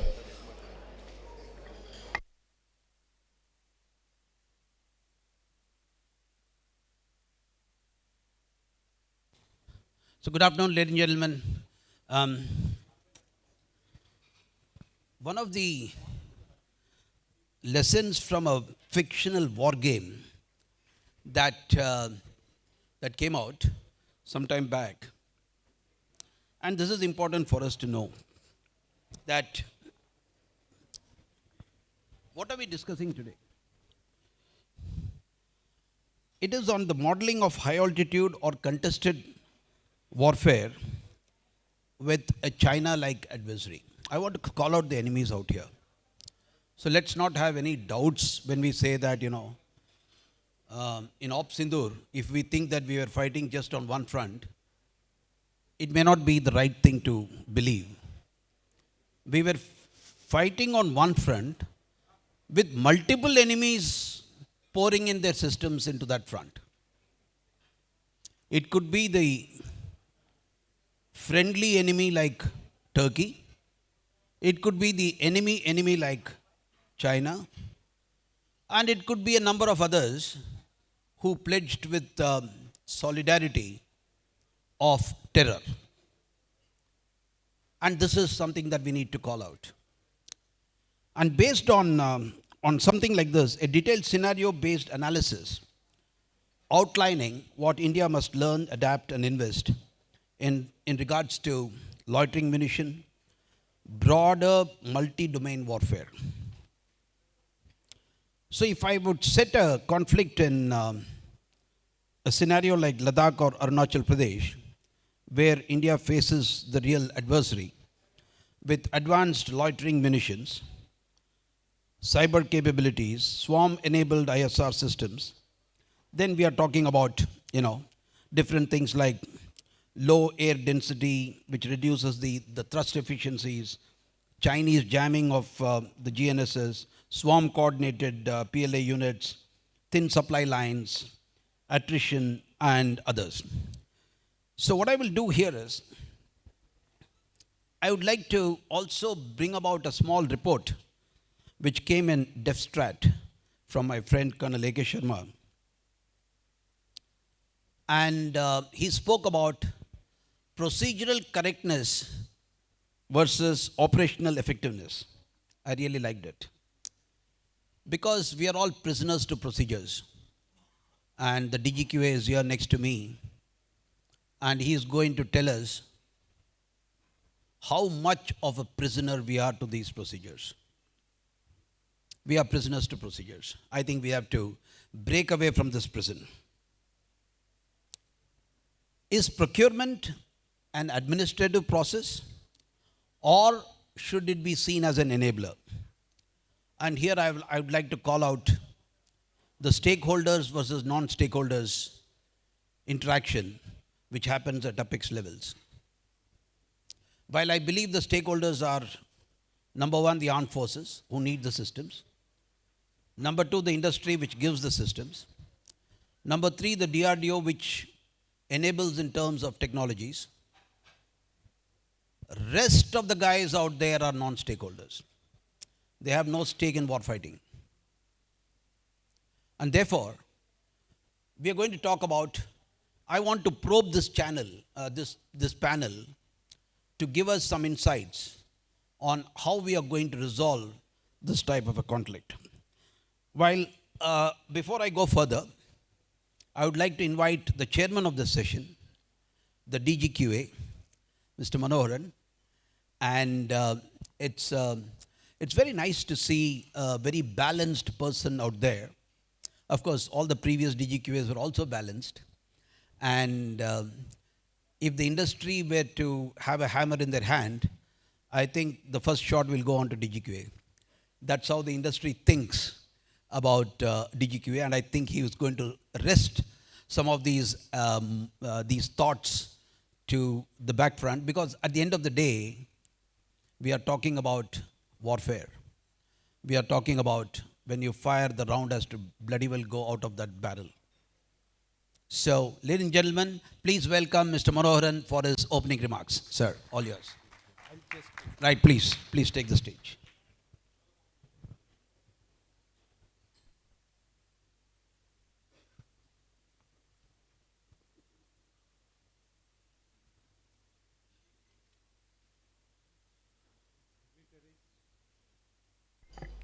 Dignitaries of PhD Chamber of Commerce and Industry, industry leaders, session moderator, Colonel K.V. Kube, panelists, government officials from MOD, services and other organizations, officers of DPSU, industry partners, ladies and gentlemen present here. Good afternoon, everybody. It's first of all, on the outset, I would like to thank and congratulate phdcci for organizing an apt and relevant topic seminar and conference, so which is the requirement of the day as far as the government of India is concerned, as a nation is concerned. So where the ammunition, which has been very important entity for the country to win a war. So the ample discussions and aspects have been already discussed by the various stalwarts in the first session. I would like to bring a little insight into the system and where we can go ahead further and what we can do from the various organizations. That much. So the topics, loitering ammunition. So loitering ammunition is such an important entity today. So when we look at aerial vehicles and the missiles, so when between these two, loitering ammunitions have played a very vital role and a very important role in the recent warfares, because it has got a specific nature of search and kill capability, and today the loitering ammunitions which are coming, they are very smart in nature. So the various AI enabled features are inbuilt into that. They know the signatures of the target, they can search and they can kill it. Now, one aspect which needs to be discussed at this kind of a forum is that when a technology develops, there is a counter technology also equally develops. After the World War, so when armor technology was developing, the kind of material armor, composite armors, and then reactive armors, like that, one side when it was going, there were a counter technology which was doing how to defeat each armor. So that is the way it was going. The penetration capabilities of the ammunition which was increasing step by step. To every development which was taking on the armor, there was a counter measures of how to penetrate those armors. So that was happening. That is the scenario which is coming up similarly in case of ammunitions, and especially loitering ammunitions, where the smartness of the ammunition, when it keeps improving, the question comes how we can counter the counter drone aspects which are coming up. So now the during the warfare, we have seen how laser or microwaves are able to destroy the loitering ammunitions and other things. Now the industry have to focus as a country towards the various aspects, important aspects. Just I would like to impress upon, one is the indigenous R&D. Our indigenous or most of the things in our scenario of the DGQA, when we were going through the quality assurance process, testing process, certification process, what we found is that most of the technologies are derived out of the abroad, from the foreign countries. And we need more and more indigenous R&D so that our scientists and R&D personals are there in our own private industries, so that they are able to appreciate the requirement and they will be able to get into the insights of the requirements. And next important thing is overcoming import dependency and the vulnerability of various aspects. The vulnerability today is that getting the semiconductors, rare materials, as it was brought out in the first session also, low explosive areas like propellants and other things. So these things have to be resolved by the industries. For that, it is maybe difficult for any particular industry to come up and do the things on their own. So there can be a joint venture or a group of industry, they can form such vulnerable areas, and those vulnerable areas can be attended and they can take on, so that these can be attended through a joint venture and collaboration. Then most important thing is when we come up with various new products and new developments, it is very important to adhere to the standards. There are various international standards, whether it is ammunition or a bird or so any electronic gadgets or a software. So there are standards available for that. And especially when it comes to the military standards, you need to adhere to the standards so that they are able to comply with the requirements which are defined in the testing and calibration standards, so that it is able to meet the requirement in the long term, not only at the functional level, it will be reliable throughout the lifetime. So these are the areas which you need to concentrate. And other areas which I would like to bring it out from the quality assurance point of view, that our organization like a DGQA has come up with various measures to simplify the system so that you will be able to get the guidance, and various test parameters which you wanted to get it tested. There is a defense testing portal which has come up, which has got a multiple test requirements, especially specialized tests are available there, which you can get a facility from those testing portals. And any requirement of the guidance on the standards or a test requirements, you can approach the DGQA, whether you have orders or not an order, but we will be able to give a guidance on those issues. So with this, I would like to give it back to the panel for a suitable discussion. The timelines are very tight, and I wish that this session will be very useful with the panelists and all of you present. I think country can go ahead with the meeting the mission of Atmanirbhar Bharat. Jai Hind and thank you.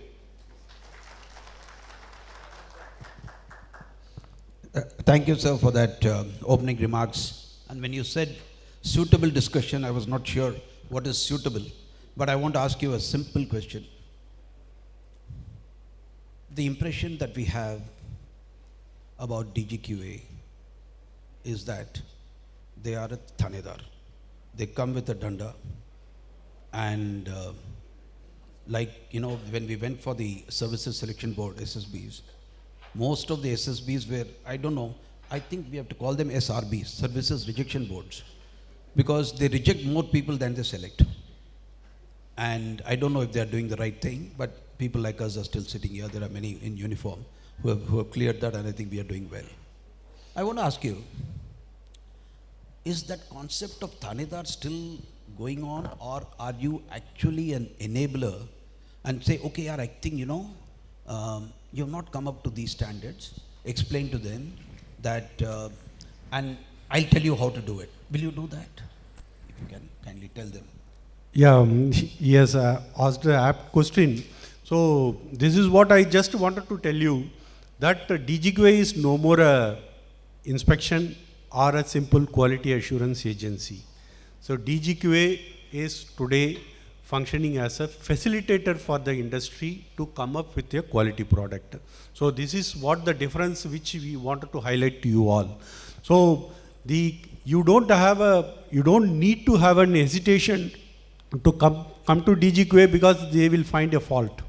No, it is not like that. Today it is not the fault finding mission, it is rather a guiding mission. So the DGQA has already taken up, and we have simplified most of the procedures, whatever is needed. Today, the thing is, we don't waste time in doing our own independent testing. So if you have an industry, you are carrying out the test, we will come over there, we will be a part of it, and we will test along with you, and we will guide it then and there, so that whatever the corrections which you need, you will be able to do that. This is the extent which has been changed, and recently, just last week, progress is that we have come out with a most simplified methodology of self-certification and green channel status for the manufacturers.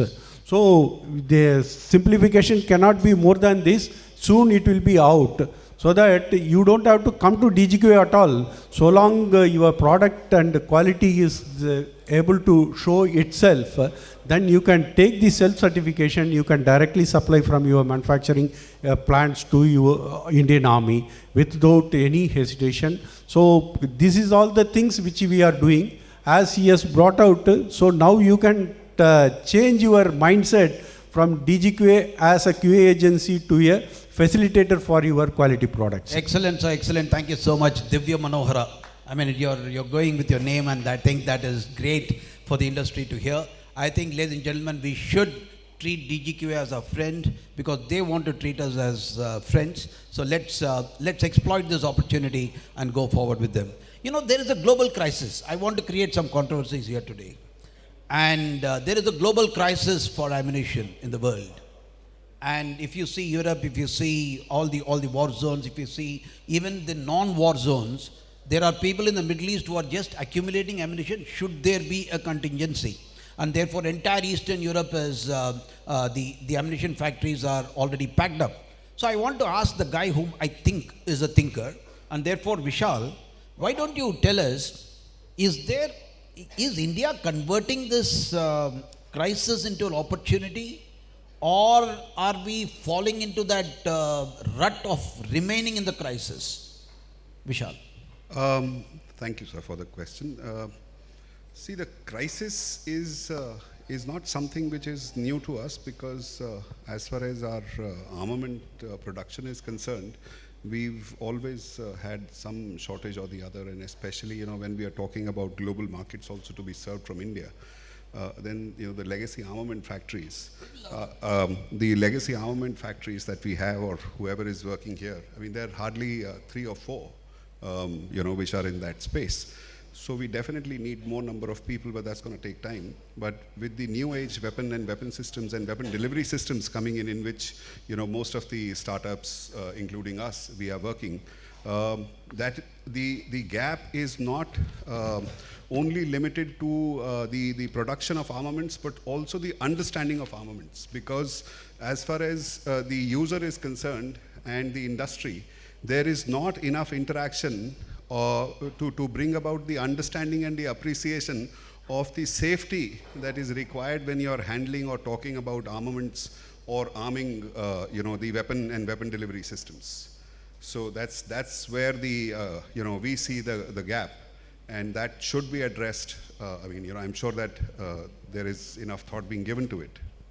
Thank you, Vishal. Actually, if you know Singularity Aerospace, they are already flying the Swift, and they are doing some great experimental flights, and I think you're going places. Since you talked about legacy manufacturers, I can't but help turn to Mr. Prakash Agarwala, because he is the biggest man out here. And sir, I want you to focus on 2 or 3 questions that I'm going to ask you. Firstly, are you happy the way ammunition has been produced in this country? since the time, ordnance factories started this? Number one. Number two, is there a capacity constraint? Number three, is there a trust deficit between the user and the ordnance factories? Number four, is there a lack of availability of raw material? If yes, which one? And number five, is the domestic need too high that we cannot deliver to global customers? Although I know that you signed up, a very huge order very recently on for about, I think, $300 odd million to a country somewhere in the Middle East. So can you please take on, sir?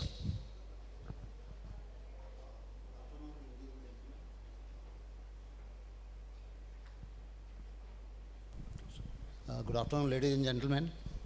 As Mr. Kuber rightly said, that we are the holder of the legacy. Munitions India Limited, as you know, that we are the leading manufacturer of ammunition as on date, and wherever legacy issues are there, challenges are a lot many. Regarding the way we manufacture the ammunition, yes, there are challenges in that. A lot of improvement is required, and we are working on it. If you see the growth of the Indian defense sector as a whole, because of the current geopolitical situation, all the companies are growing exponentially. Same is true for Munitions India Limited also. We have grown from 3,000 crores to a 8,500 crores company in a span of 3 years' time. Similar thing is happening with the other companies also. This is a golden period for the ammunition manufacturing companies in India and the other defense armament also. But then again, challenges will be there. And as because the growth is so high, exponential, that's why the capacity constant also will be there. Because the level at which we are operating in the past years, maybe 5 years back, or even 3 years back, we are not operating at the same level. The level of production, the level of requirement, the level of demand, everything has grown up substantially. So thereby capacity constant will be there. And as because capacity constant is there, not only with Munitions India Limited, but globally. So that's why everybody has to build up the capacity. And this cannot be done by Munitions India Limited alone, being the partner in the government sector, but by the private sector as well. And I'm very happy in the morning session, these things was dwelt upon very seriously. Not only we should be assembler, but we should be manufacturer of the complete ammunition. And for that, that is what we are doing in Munitions India Limited, but that is the same thing has to be done by the private sector as well. Regarding the capacity part, we are also upgrading ourselves. A lot of fund we are spending in the modernization, which will help not only our company, but the national demand. I will say first the national demand in the country, which will help the private sector people also who are pitching in the ammunition sector, as well as meeting the global demand. Again, here I will like to highlight in the morning session, a lot of things were talked about regarding the surge capacity. MGS also told that industry should get themselves prepared for the surge capacity. Surge capacity demand we can meet only when we are able to pitch in the export area. Unless we are able to grab the orders from the international market, we will not be able to serve our capacities that we are going to create in the future. The domestic demand is not very flexible. I mean, there is not much of elasticity in the domestic demand. The government budget is fixed so far Indian Armed Forces are concerned regarding the procurement of ammunition. But whenever the crisis comes, then they will ask for more and more ammunition.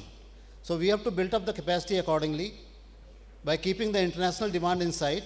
Then only we can serve the Indian Army or Indian Armed Forces at the time of need. And that is what we have done recently in Operation Sindoor.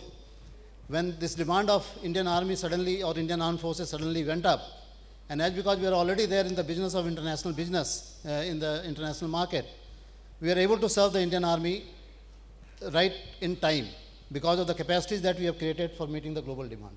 Right. So this point we have to keep in mind while going for it. Right. Regarding the lack of trust that Mr. Kuber was saying about us and the user, I think in the morning, General Ojala told very clearly that the indigenization level of Indian armed forces has gone to the level of more than 90%. And that shows the trust that the user is having on the Indian defense sector and particularly MIL. Regarding the domestic requirement, yes, we are able to meet the domestic requirement. And of course, further capacity is to be built up. Still, there are some areas where indigenization has yet to be done. We are working on that, and everybody should work on that, because ultimately the self-reliance should be the motive, and that is where we are working on it.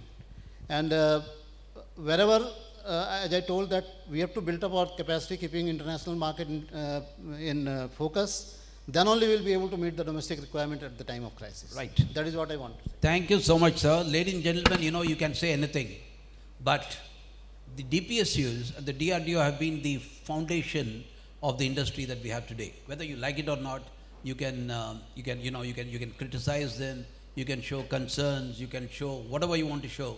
But all the industries, when you see either in Bangalore or in Hyderabad or anywhere else, they've all come up on the fundamentals of our public sector. I think they have done a great service to the nation, and kudos to them, ladies and gentlemen. Munitions India had signed a contract with Saudi Arabia for $225 million, and that is something that he talked about. Unless we capture the export market surge capacities. But I want to ask a question, so I want to turn to you, Ramit. See, Ramit is a guy who's been across with ammunition. He's been with UAVs. He's been with so he generally understands. So I'm going to ask you a very intriguing question. Should the government of India pay for surge capacities that we want to keep? Or should the government of India say, okay, you look for the export markets, you create the surge capacities, I'm going to sit and relax on my chair. When the war comes, I'll demand from you and you'll deliver. Will it happen like that? That is number one. Secondly, MGS and many other people have been speaking about investment in R&D. You give orders for peanuts and you expect MSMEs to invest in R&D. Will that happen? How can somebody invest in R&D unless you don't screw their margins, take them to limits, and allow them also some profits? After all, it's an industry. See Rheinmetall, see Deal, see MHI, see all these companies. There are acceptable levels of profits that are emerging. So, Ramit, can you tell us, in terms of what should we do on this? In terms of, one is surge capacities that we talked about, and second is promoting R&D, automation, and skilling. Thank you, sir. That's a very good question. In fact, when Colonel Kuber was asking me this question, I was reminded of a similar seminar which we conducted in phdcci last year in May. And after this seminar, we gave a report, a very detailed report to the Department of Defense Production. And it covered these 2 points precisely, and it covered a lot of other recommendations. Coming to your specific thing about surge capacities, what I wanted to say was that surge capacities will not happen on their own. Surge capacities have to be planned.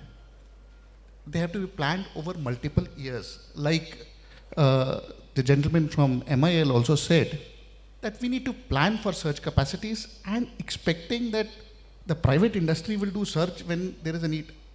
We are all nationalists. We are all working for Bharat. But think about it from the business perspective. Can he make a factory and keep a factory idle, thinking that when the war comes, we will get orders and then I will make a 155 mm ammunition? No, that doesn't happen that way.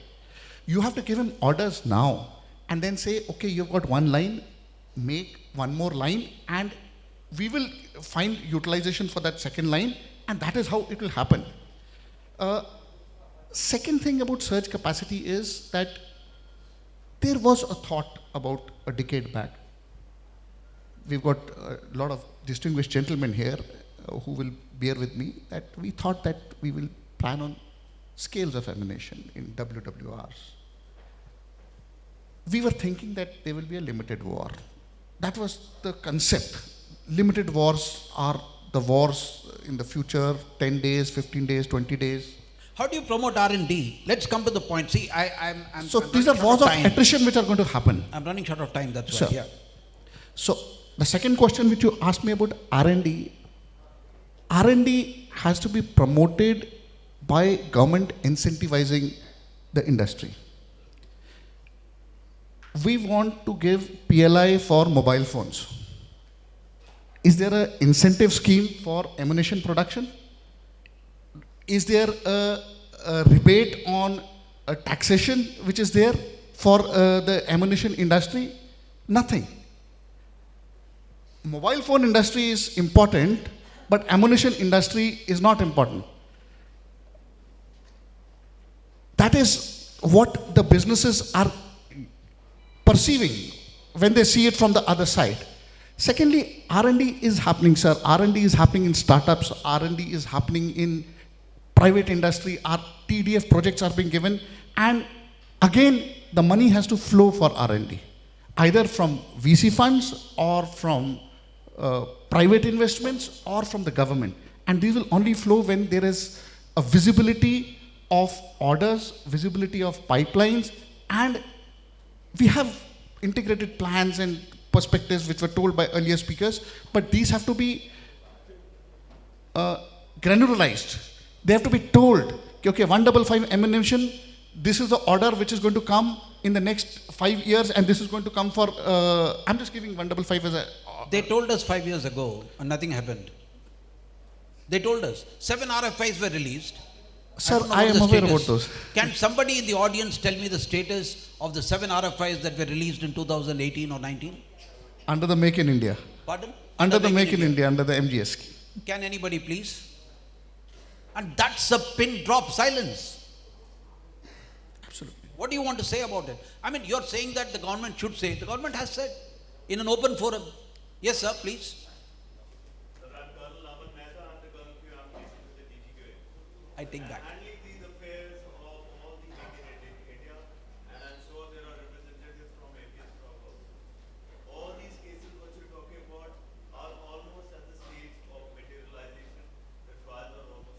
So very heartening to hear. Thank you, sir. Thank you so much. Yeah, please. I think that okay, done. Okay, see, ladies and gentlemen, this is a very interesting thing. They are about to finalize, which means it takes about 5 to 6 years to finalize a plan that has been given for 7 years. I think that talks a lot about our defense procurement procedures, and that is where I talked about whether you want to become a prisoner to the procedure or you want to talk about operational efficiency of the armed forces. Well, ladies and gentlemen, I have a very distinguished gentleman here with me. One of the first movers in ammunition in the private sector amongst them. If you have heard of this company, you would know, Hughes Precision Manufacturing. And he set up a very beautiful line, and he had his own challenges. And also, you know, he not only he sort of set up a line, he also won a few orders. And I don't know, I want to ask you, sir, what were the key challenges that you faced when you wanted to set up a private sector ammunition line, when the country was probably not thinking about it? Maybe you were one of the early movers.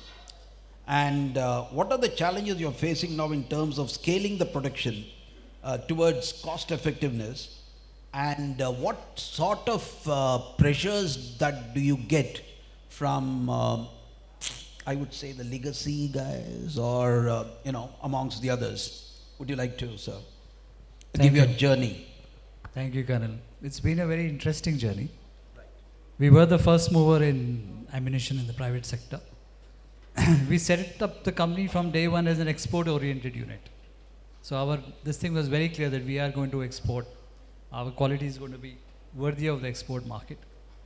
Because knowing the DPP procedure, it would be minimum 3 or 4 years before I would get my first order from the Indian Armed Forces.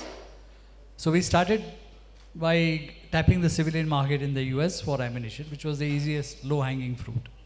And since I had worked for 2 years in a US ammunition factory, we understood what the market was and what it required. The first challenge was getting an export license, because India's export policy at that time did not allow ammunition exports to civilian clients. So that had to be changed at the MOD level. And they took cognizance of the fact that there is a huge civilian market out there, which is equivalent to the military market. So why should Indian companies not be able to cater to it? So that took some time, because it had to be a policy decision. Once we got the export license, we felt that, okay, all our troubles are over and now we can go and export. So we made the first shipment. The container went to Nhava Sheva, Mumbai. It was lying there for 4 months, because nobody at the port knew how to export ammunition from a private manufacturer. There was no guideline, no SOP. Everything was only meant for government factories. So we were shunted around from this department to there, get this approval, get that license, get this clearance. And the most hilarious thing is, when customs inspected our shipment, they said, get us a license, get us approval from Archaeological Society of India that your ammunition is not anti-guns. And we were like, look, this is not guns, this is ammunition. It's a different HSN code. But the guy refused to listen, and he gave us a letter in writing, which I have still preserved, that please get us the Archaeological Society of India certificate, saying Sir, that these are not antiques. I suggest you one small thing. Please get this letter. Next time we have this conference, I want it to be framed up in the inaugural session when we have some of these, top guys coming and speaking. Let them also know that such things happen in this country. So anyway, we ran around a lot. We met the shipping ministry. We had to meet a lot of this thing. And eventually, after a lot of this thing, again, it went right up to the Prime Minister's office, which had to intervene to get a policy in place for allowing private sector exports out of an Indian port. It was not there. So even though we had talked of Make in India, we had talked of Make in India for export, at the lower level, the policy changes had not been made. So it was very challenging. And we have made, because of Hugh's precision, a lot of policies have been changed to now make it easier for private companies to export. Right. And we export, even last year we exported 90% of our production to more than 24 countries. Wow. That's great. But it's been an interesting journey. We have learned a lot, and we are looking forward to the future. That yes, from India we can definitely do a lot more. Can you tell me 2 suggestions, because DG Capability Development is sitting here, and he is a very proactive, and he can actually influence policies. 2 suggestions for them as to what should be done to enhance our capability and capacities. See, one is like the DGQA said, that they have become enablers rather than inspectors. So that change we have seen in the last 3 years in our interaction with DGQA, that the change has come about. Now they work much more closely with us, try to understand the issues and try to solve it together for the betterment of us, as well as meeting the requirements of the armed forces faster. Secondly, if we are looking at future technologies, and we are working on a lot of new technologies for the armed forces, higher penetration ammunition, more accurate ammunition, more close interaction with DGQA or capability or any kind of department which is working with the armed forces and us, will help us get the product much faster to the user and fully approved. It's otherwise today I have to make a product, take it to them, they do NCNC trials, then DGQA comes in, formulates the guidelines or the parameters. It's a long process. If we are working together right from the onset, within 1 year I can deliver a finished product, fully tested, trialed to the armed forces. Excellent, sir. Thank you so much, sir. Let's work together. I'm sure you'll take it up at the right levels. And we keep speaking about digital tools, and we keep speaking about AI and such like things which we don't understand. The only AI that I understand is Alexa, and I don't think I understand beyond Alexa. And asking her to tell me so many things, and I think she does a great job.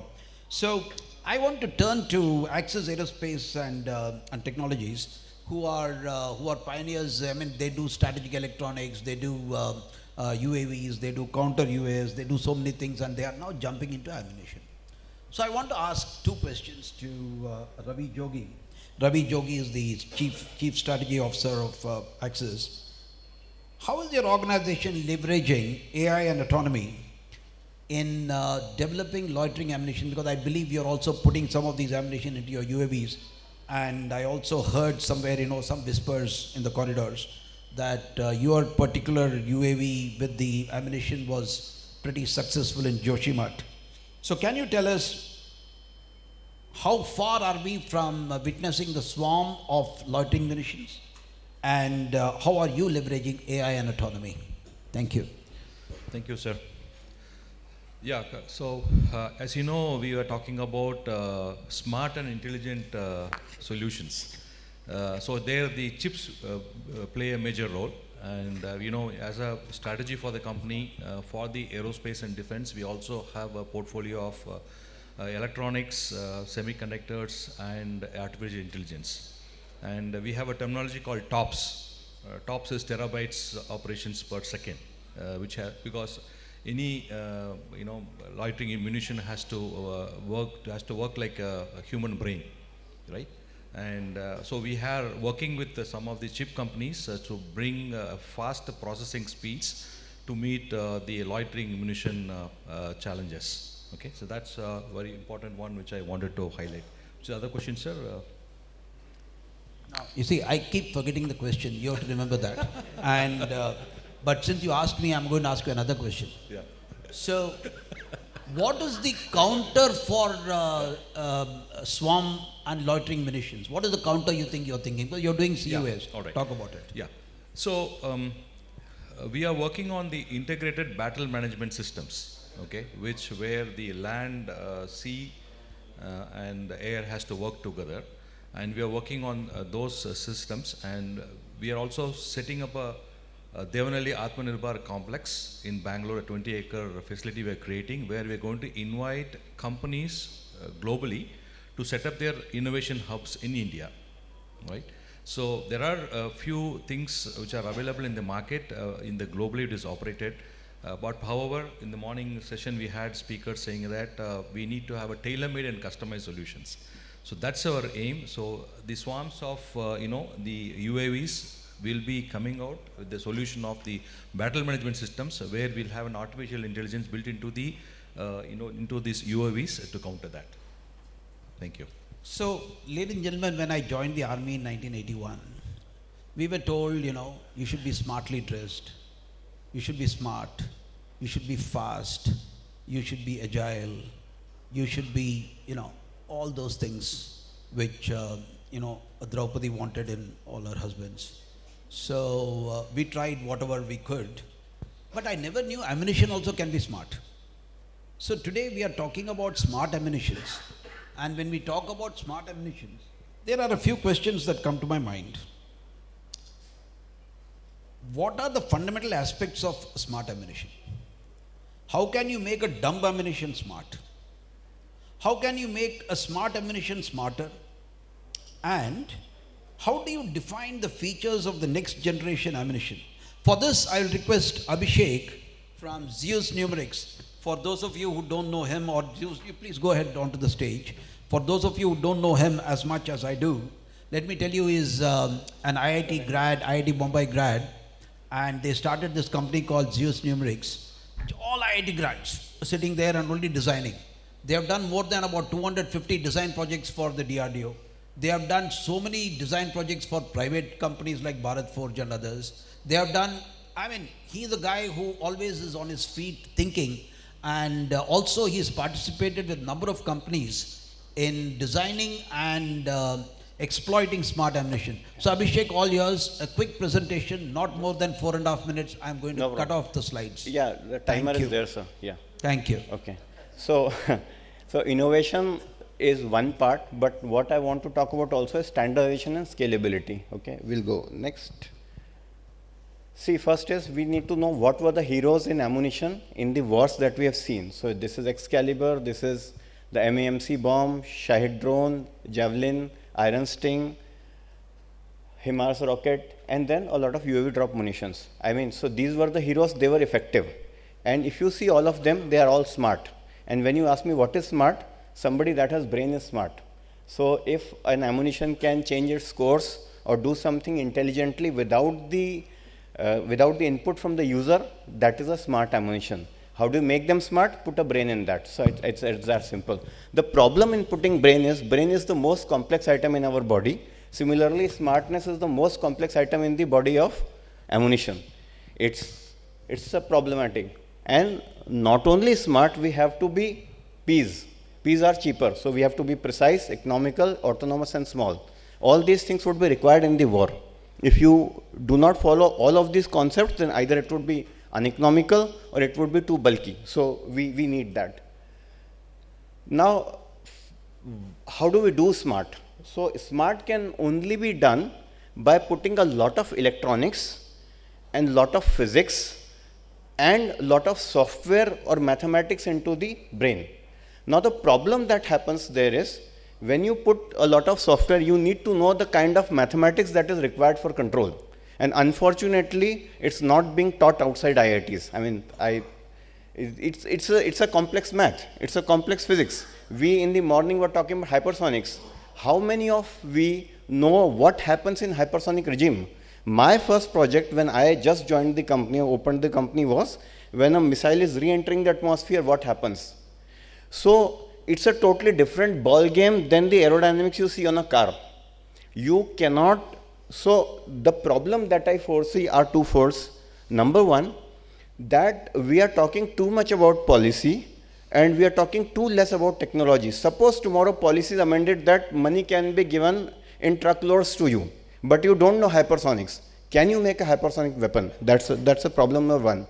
And second problem is a small bit of policy problem, the incentive problem. See, for example, most of my colleagues from IIT are not in defense because it does not pay as much as a bank.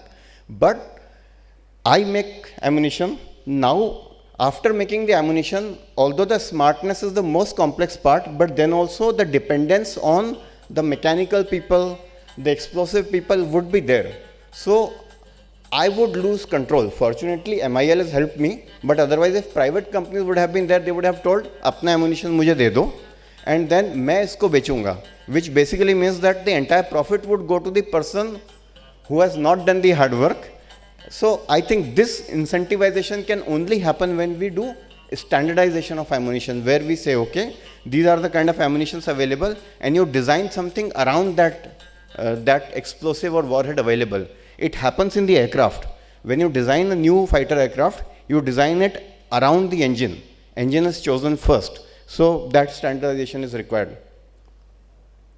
These are the examples of something that we have done. This is 81mm guided mortar that we have made. It's first in the country, I think second in the world. Only US has made 81. Israel has 120 also, which is guided. They don't make 81, but in that sense, we are second in the world. How did that happen? There were so many people who helped us. Infantry Directorate helped us, ADB helped us, MIL helped us, DGQA actually taught us how to do it. So we are, time is over. Excellent. No. I said very good. Yeah. Go ahead, yeah. So you're talking good about DGQA, you should hear more. Now the problem that happens is, to get help from DGQA, you also have to be intelligent. So I'm praising myself. So so I'll just digress and give an example. So for example, there's a requirement that your ammunition should be compliant to -20 also and +40 also, and there is a thermal cycling test. Now any sane person would say, thermal cycling karna hi kyun hai, main to normal chalaunga na.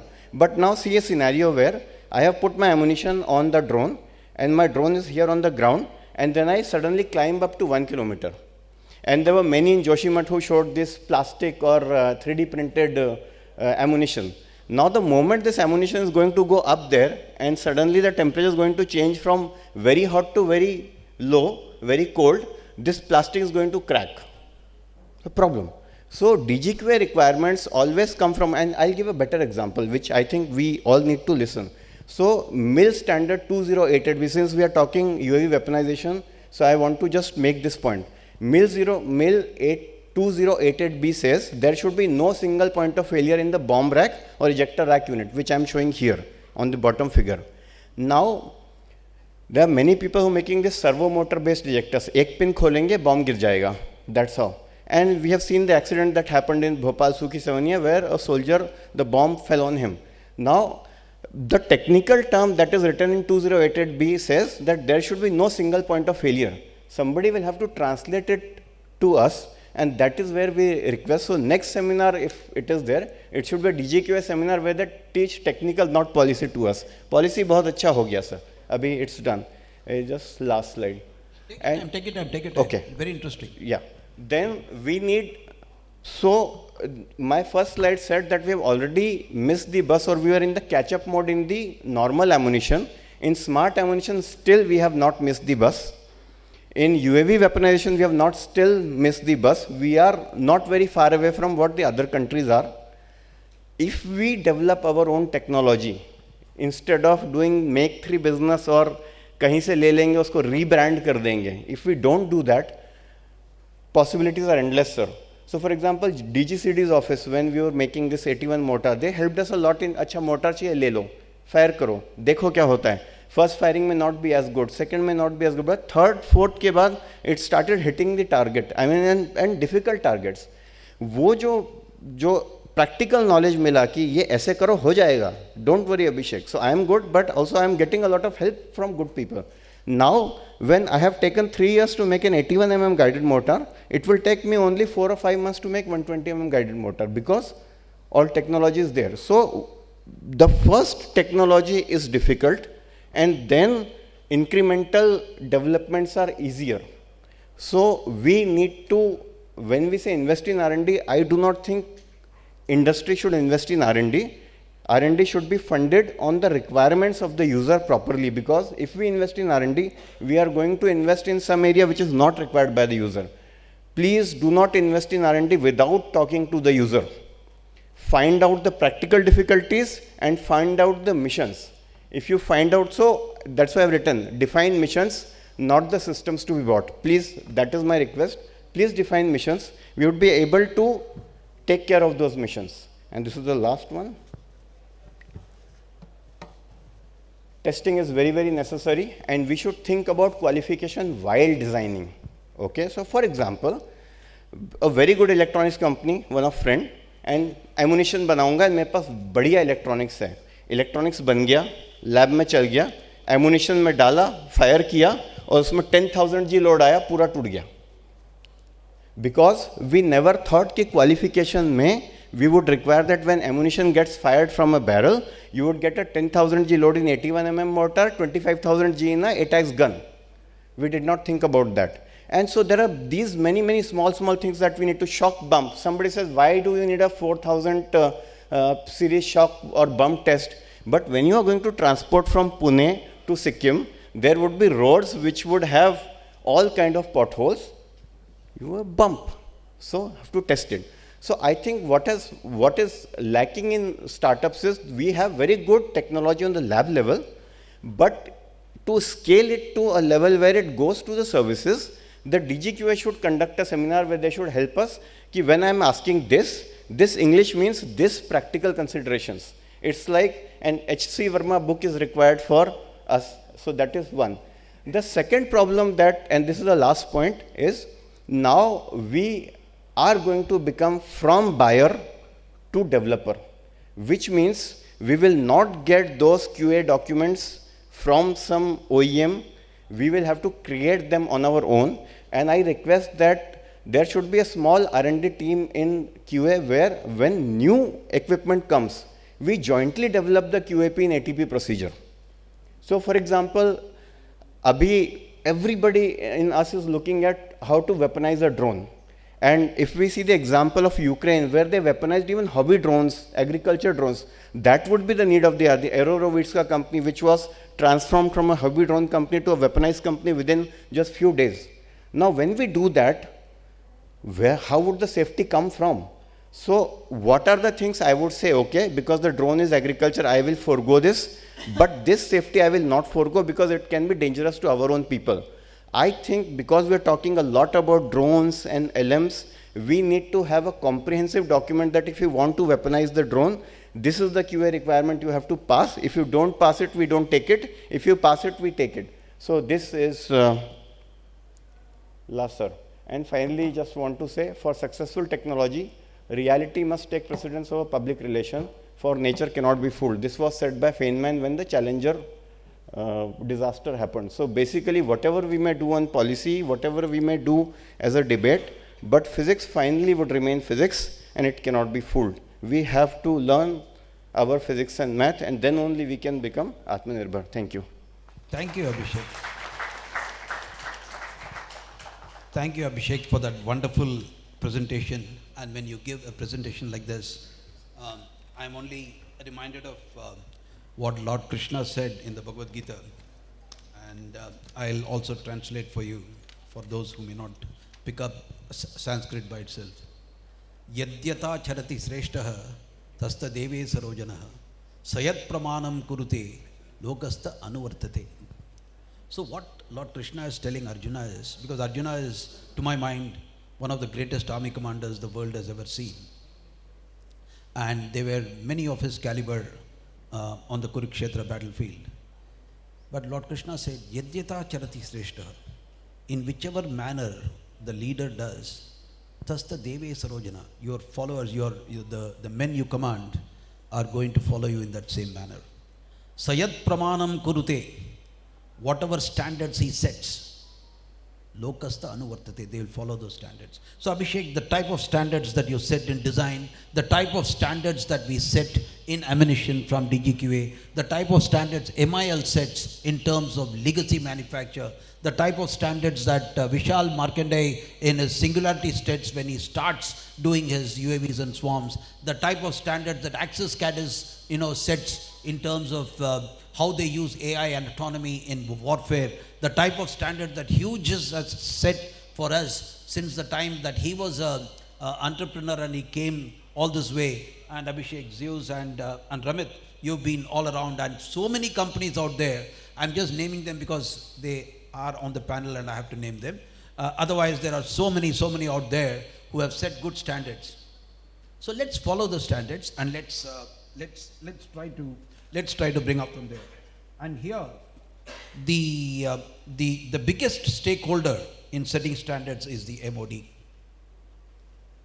If you give a commitment that you're going to procure for 7 years, 10 years, don't take 10 years to do that procurement, please. I mean, the whole idea is defeated. Industry will get exhausted. There is a term which a famous author used, exhausted and overwhelmed. They are overwhelmed.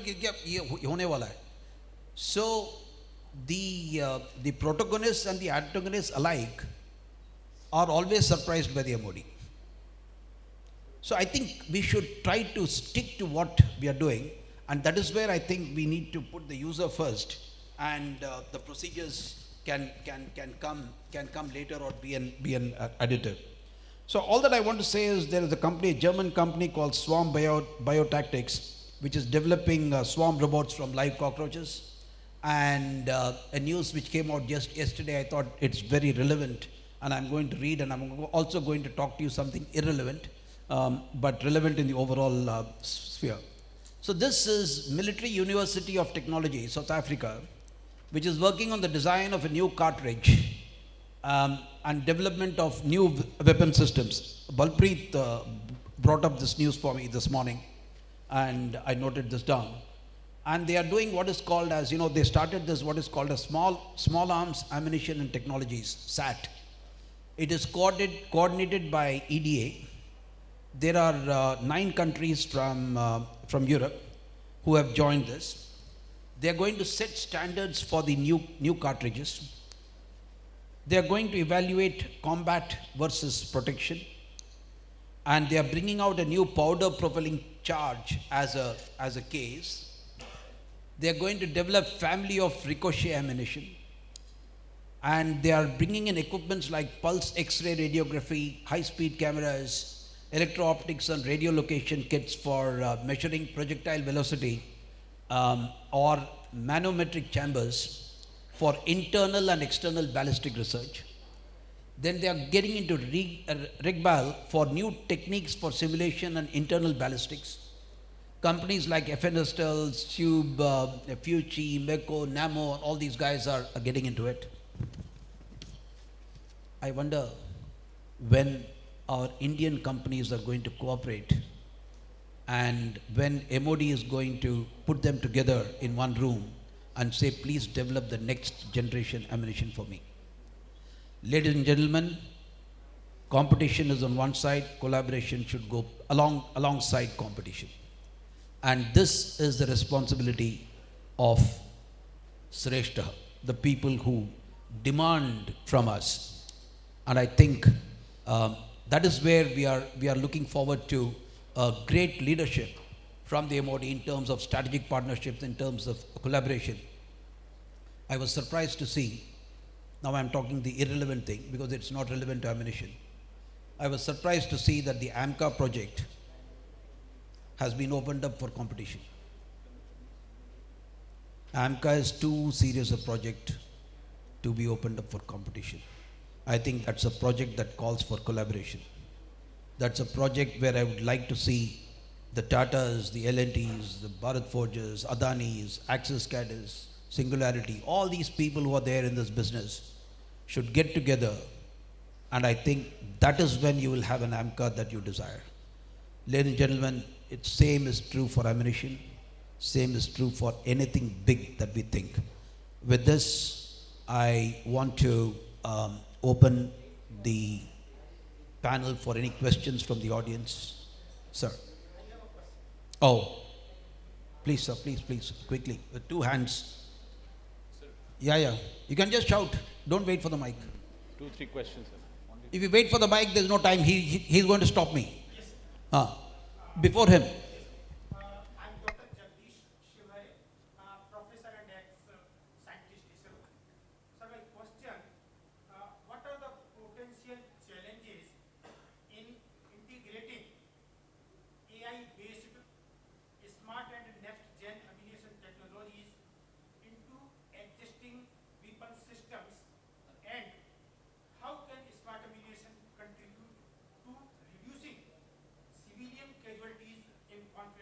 Thank you.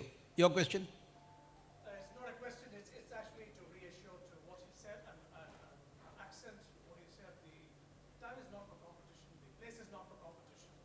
And the founder of India 2030 to extend its time. What matters is that do we have balls big enough in the country? We have the brain, we have everything else. Can we collaborate in the sense that we can create a security and supply chain ecosystem? This was my first question to the CDS, the incoming chief as well, and I think it's even more appropriate at this point of time and possibly in the next. Thank you. Thank you. The DGCD has heard it, so I'm not going to answer that question because it's enough that he hears it and he'll take care of that. On AI, I think you should interact with Zeus, otherwise, he's got the hammer in his hand and come on my head. So all yours, thank you. Thank you, sir. We can have questions, we can have interactions during the lunch also, sir. There will be networking. Thank you so much, and these are the important points which have been discussed in this session. A nice presentation by Abhishek and all, and good perspective by Sanjay ji, DG QA. Obviously Prakash ji has given a good perspective about the whole, what DPSUs have been doing this. Thank you so much all the esteemed panelists for this session. I would now like to close this session. Before closing, I would request our co-chair Shri Arjun Alturi to kindly hand over the mementos to the panelists. I would request DGQA to kindly come in the front. Arjun, if you can hand over the memento and the plant to DGQA first. Colonel Kuber, if you would like to join.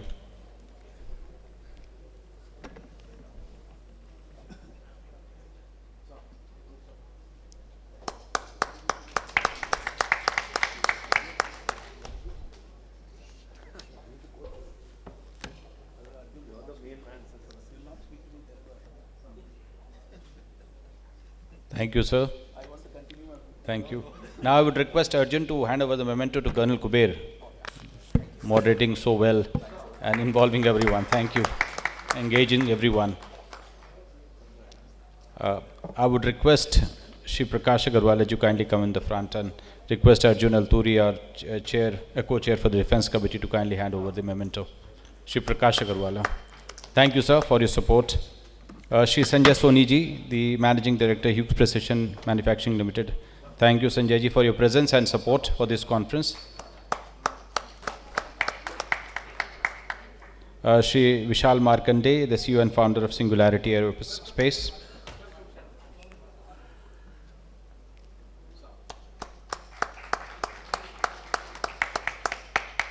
Shri Abhishek Jain, the Chief Business Officer, ZS Numerics.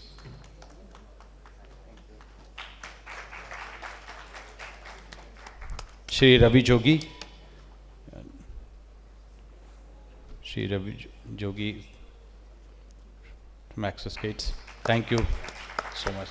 Colonel Ramit Arora, the CEO and Executive Director, Aeroshul Technologies Private Limited. Thank you, Colonel Ramit. I would request all the dignitaries to kindly come for a photograph. And then we move to the next session. Ajay.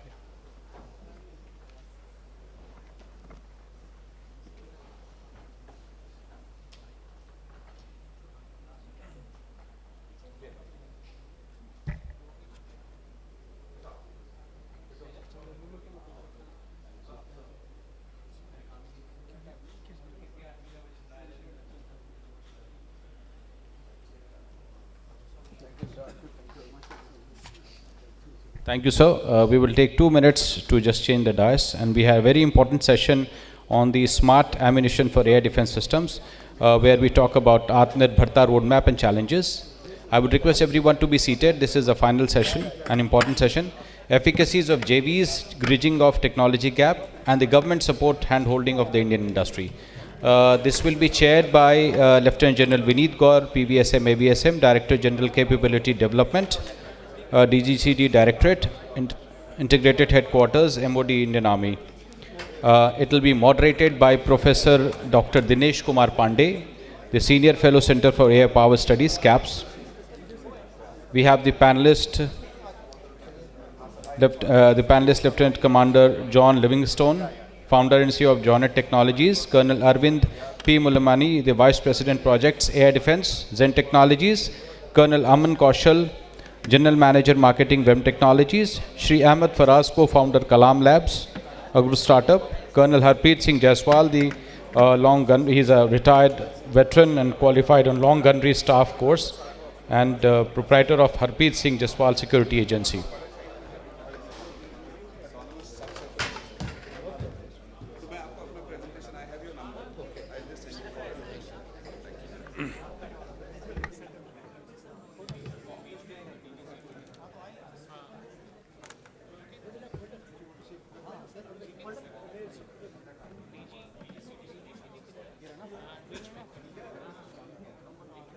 Vineet Gaur, DGCD, MOD, DGCD Directorate. Sir, if you can kindly come on the dais. Lieutenant General Vineet Gaur.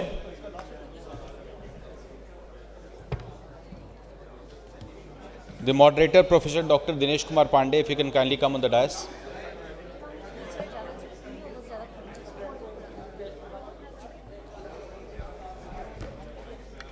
Lieutenant Colonel John Livingstone, Jonet Technologies. John, if you can kindly come on the dais. John, if you can kindly come on the dais. Colonel Arvind P. Mulamani, Colonel Arvind. Colonel Aman Kaushal, GM Marketing, WEM Technologies. Shri Ahmed Faraz, Co-Founder Kalam Labs. And Colonel Harpreet Singh Jaiswal,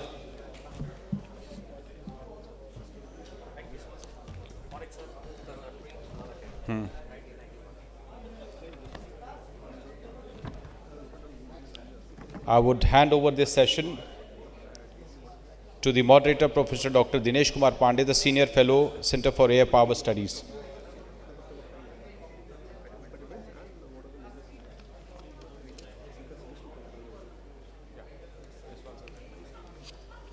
I would hand over the session to the moderator and request him to kindly follow the time. Thank you. Request everyone to be seated kindly. The people who are at the back, please come at the front.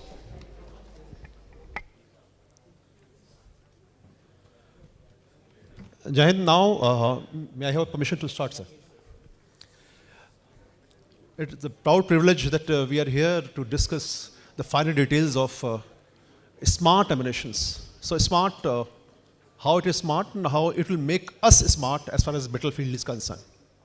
So without wasting any time, I will request Lieutenant General Vineet Gaur, PVSM, AVSM, Director General Capability of Development, DG, CD Directorate, HQ of MOD Army. Please, sir.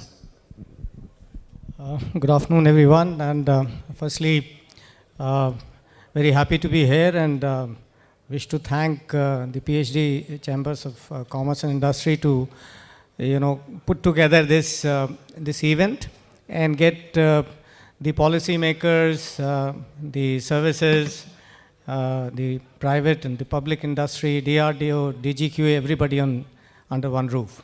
So that's a good thing to have. Only 2-3 things I'll say, which I know certain times are known, certain times not known. But the good thing is half of my work was done by Juice Numerics, Abhishek, who had some good words to say, that when you look at the entire defense ecosystem today, it's not the ecosystem of the past. Just as the defense industry is growing, I think the policy makers and the policy making ecosystem has also grown. Time has possibly come to look at them also with a little bit of appreciation that there are things happening which have not happened before. If you look at the industry, since 2016, DAP amendment onwards is what actually happened in terms of the real private sector, coming into play. And only 2020 onwards, you could see the private sector really getting sort of a look which they always deserved. So we are a very nascent policy, and we have an even more nascent private sector. Having said that, the speed with which the policy changes are taking place and the speed with which the DAP 2025 is going to come in, and the speed with which the enabling provisions are also going to come, is something which I can only guarantee you that there is a lot of work going on simplification. The first DAP which came, and after that successive revisions were made with if I may call it, a mindset of control and a mindset of creating barriers wherever things were not, there were possibilities of some loopholes. But I think the DAP 2025 and 2020 onwards is opening up. That means how can we make enabling policy? So IDEX, Prime, IDEX, Aditi, or TDF, or all these things are coming up to create that ecosystem where research and development can kickstart. Talking about a little bit about the smart ammunition, I think any ammunition which can change its course while in flight is in smart ammunition. And the ability to make it smart, the opportunities are enormous. Enormous means enormous. So this industry actually has to do a lot of work from now on. Looking at these short, the kind of engagements that we've had in the recent past, wherein precision and precision-guided munition and precision effect is what is most important. And you saw what happened in the recent, conflicts, including Op Sindoor. That if you are able to with pinpoint accuracy hit, your target, you have achieved a major objective. So while people are talking about the ability to give surge capacities and all in terms of numbers, but surge capacity is one. The precision and using the ammunition to good effect with the minimum use is the other. So sometimes it can be something which can complement. If you don't have surge capacity, make smarter ammunition. So can you make the existing ammunition smart? Easiest of the easy projects, which is one was given to Abhishek and his company's Juice Numerics, and I had the opportunity to visit them. A wonderful small little outfit, but a very, very focused attempt in terms of making a dumb 81mm mortar a smart mortar. Similarly, using the precision guided kits to make a 155 or to use something like as a JDAM, where you can use some sort of precision by making intelligent, the bomb intelligent. And how do you make it intelligent is by guidance and control, whether it is a GPS or an INS, or a combo of GPS and INS, or it is a heat seeking, or in terms of an IR, or it could be, any other kind of sensor which possibly you can put onto it to make it smart. And these days we are talking about Tercom, we are talking about VI SLAM, we are talking about visual, simultaneous location and mapping. We are talking about AI, edge AI, which is onboard AI onto the ammunition. So the opportunities for startups and MSMEs are enormous to be able to create things which can actually change. So do we require a huge effort in this? We will give you the bomb. We have given the same for the mortars. We will give you the ammunition which we already have. The challenge is, can you make it smart? Now, do you need funding? IDEX, IDEX Prime, IDEX Aditi, all these are there. TDF is there, and there are n number of things which can be done to help you do this. And at the same time, look at the quality aspects. I'll just finish it in 30 seconds. The quality aspects. If you can produce things which can satisfy an international customer, I am sure, I am definite that it will satisfy the Indian customer as well. So produce what the international market will be ready to accept. Produce with standards which the international market is actually looking at. And if you can produce for the world, it will be accepted by the Indian government without any reasons. Thank you, and I hand it over to the chair again, to the moderator again, and thereafter any questions in the end, I'll be happy to answer. Thank you, sir, for enhancing our smartness. Now, I learned that Shri Ahmed Faraz is wants to leave early, so I will give you the opportunity to cover you can pick up the mic. And you're basically, if you have done, your company has done good job as far as stratospheric UVs are concerned. So your question basically, if you can educate us, what are the challenges you faced during developing stratospheric near space UV platforms? What is the level of Indianization? That is, what is the Indian index in this development? With you.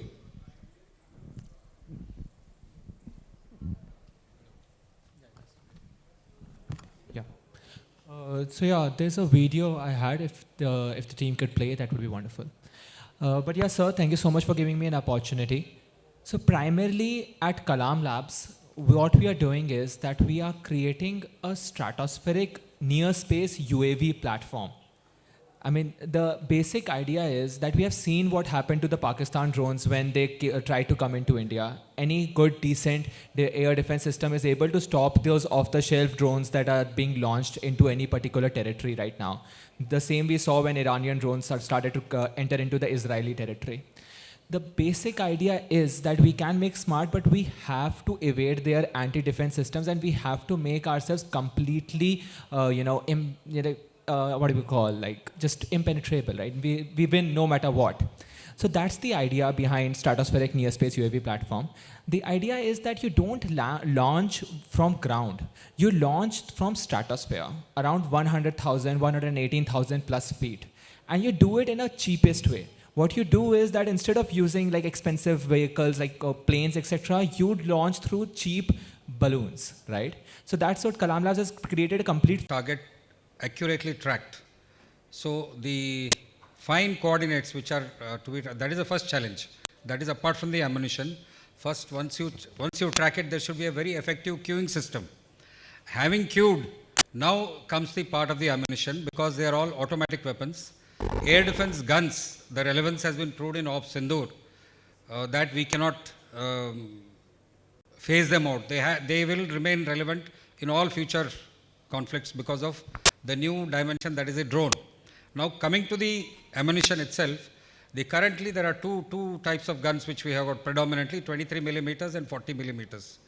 The 40 millimeter has been tipped with a smart fuse, PF ammunition, which is again not very cheap. It's an imported technology, it's quite expensive, couple of $1,000 per round.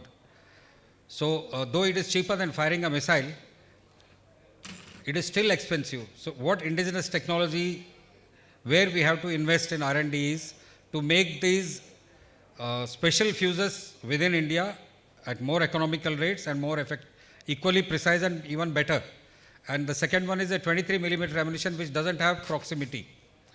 In any automatic weapon, when you fire, only the first round is accurate. The second, third round will always go away. because of the dispersion. So the shorter bursts, and the 23 millimeter has got a graze. Graze is only impact or graze. It doesn't have proximity. These are the challenges. And the best thing, what the IDEX challenge which has come to us, to the entire industry, is they want 12.7 millimeter ammunition to be made smart. How is it going to revolutionize air defense or counter drone operations? Air defense guns are there only with the Army Air Defense. There are few units and they have got specific tasks.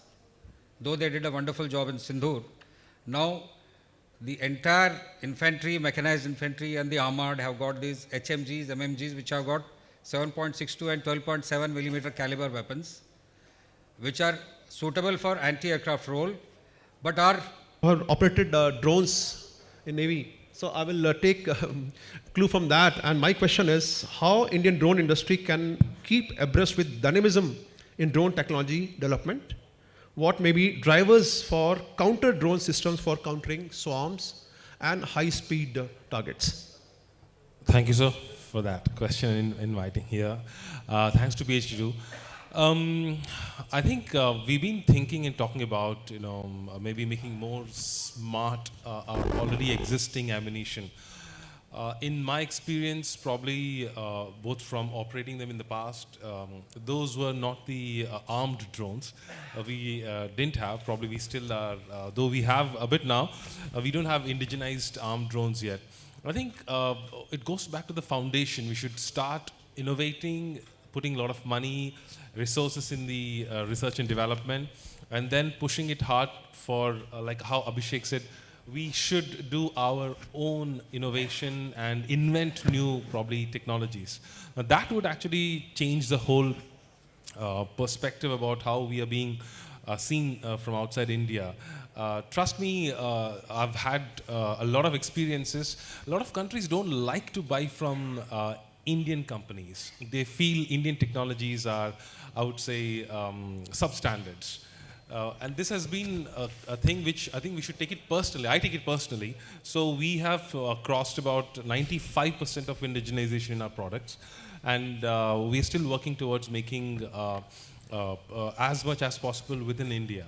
So I think making smart, probably AI infusion into that, everything should be done by us within our country and probably within our own labs. That's what I would say, sir. Thank you.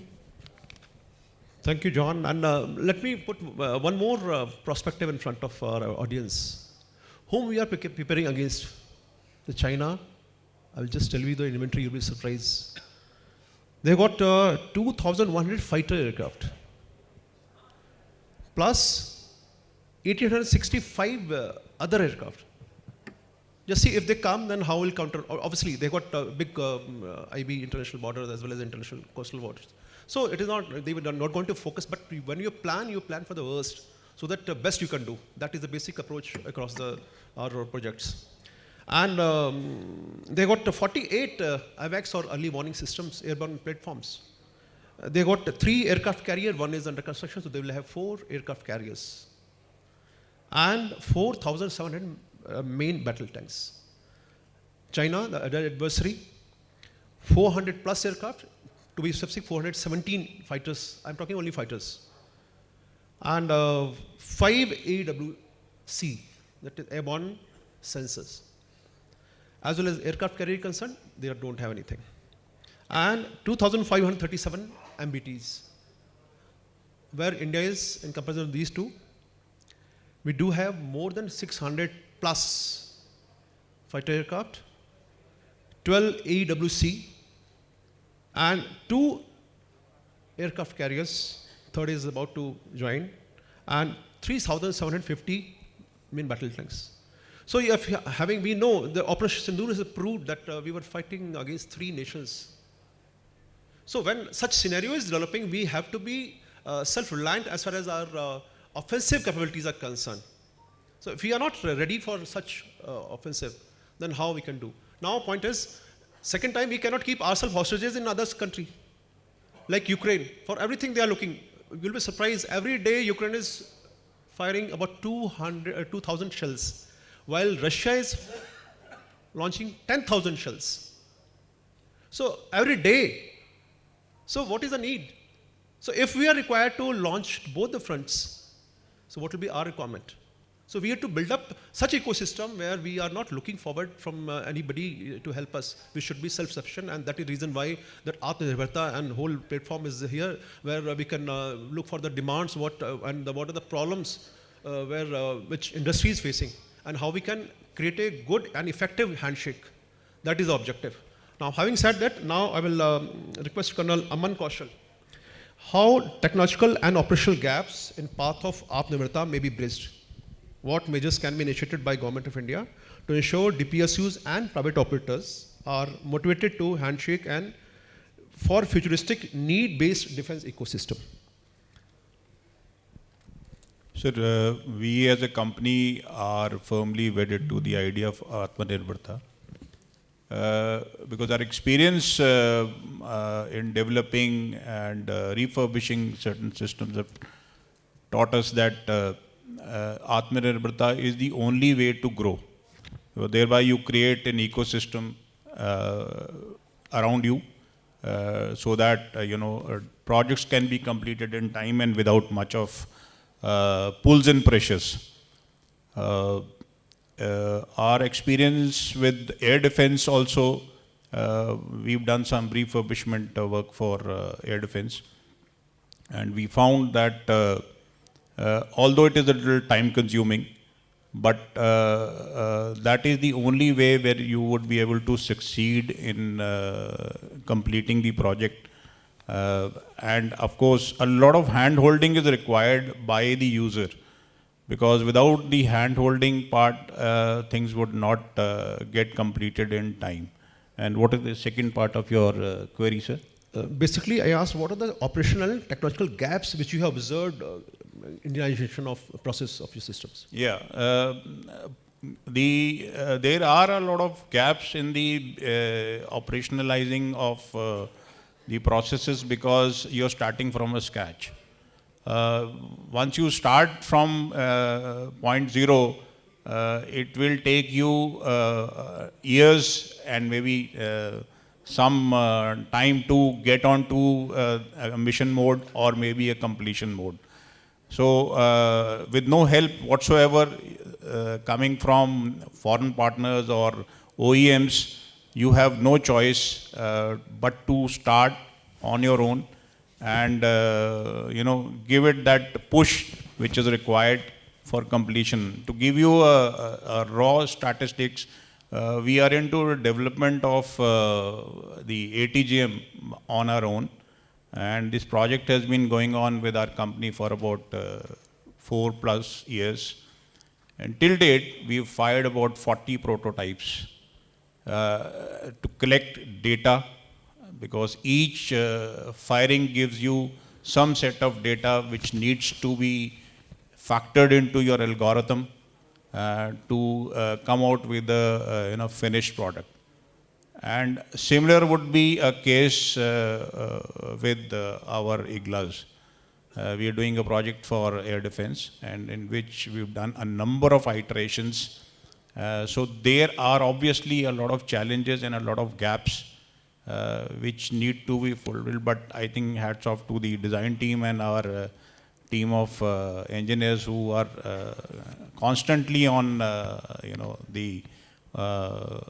work to make sure that these gaps are addressed. And of course, with a lot of going back to the user to get solutions for your problems, which has been forthcoming most of the time. So I hope I have answered your query at times. Yeah, thank you. Can you tell us what is the Indianization index as far as your products are concerned? Sir, our experience with a lot of systems has taught us that in many cases, the foreign OEMs are really not very keen to part with technology. And they ensure that you are at the screwdriver level. So we've taken a conscious decision at our company level that indigenization is the only way, and we've gone 100% into indigenization. We are, except for sourcing of small components, there is no major system or a subsystem which is not indigenous. No, thank you. The problem is that we need to make 100% self-sufficient systems with us. But there is a gap between our requirements as well as the people, those who are involved in bridging this gap. So such platforms where we are in trying to resolve those issues, it is not possible in one session to kill the issue, but at least we can move ahead one step further, because these are all are time consuming and quite effort need systems. Now, if some gaps have been observed, so how we have tried to resolve them, that is the biggest issue. We know regulatory bodies are there, they work in a particular domain, and they may not be fully aware what is going to be the industry-friendly policies or regulations. So we need to tell them that is a basic objective. How to convey them? These are platforms. So this is an opportunity given, available to us, where we can convey our thought process, that what we are actually looking for. Now, the one option is joint venture, what Colonel has mentioned here. Can we, the gaps which he had mentioned, can we resolve these technological or operational gaps with the help of joint ventures? So now I'll request Colonel Harpreet Singh Jaiswal, if you can tell us, are JVs really vital for technological development of defense industry? What are the impediments and what measures may be initiated by Government of India and or private sector to bridge these gaps? Private and public sector, can they come in a competitive way to resolve such problems so that there is no need of a JV even? Colonel Jaiswal. Thank you, sir. Good afternoon, ladies and gentlemen. It's a very beautiful question which has been posed to me by the seniors over here. And I draw a lot of information on hindsight from what all previous speakers have spoken about. So it'll enrich my answer to you. And the first thing I'll say is joint venture is something which I learned in my 11th or 12th class when I joined my school commerce stream. And ever since then, we've been going in for joint ventures, be it in the army, where armor is supported by artillery and other things. This is just one of the examples I've given.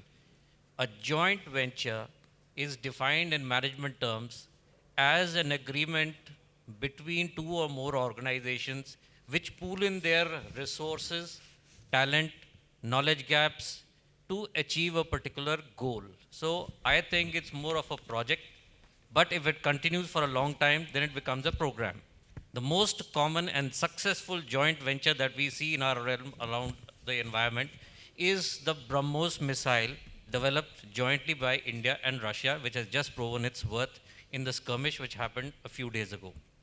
Now, gentlemen, joint venture is very easy to say, but very difficult to implement. That is because of improper planning. I'll come out to the impediments why joint ventures fail. One is improper planning and brainstorming which goes into it to define what all is required to be delivered. Then identifying along with that what are the skill sets, financial, technological gaps that we have. Third thing is lack of communication and trust. Of course, policy also comes in, because the moment you have to have a joint venture with a foreign collaborator, then national policies also have to be taken care of. But that's a very minor aspect of it.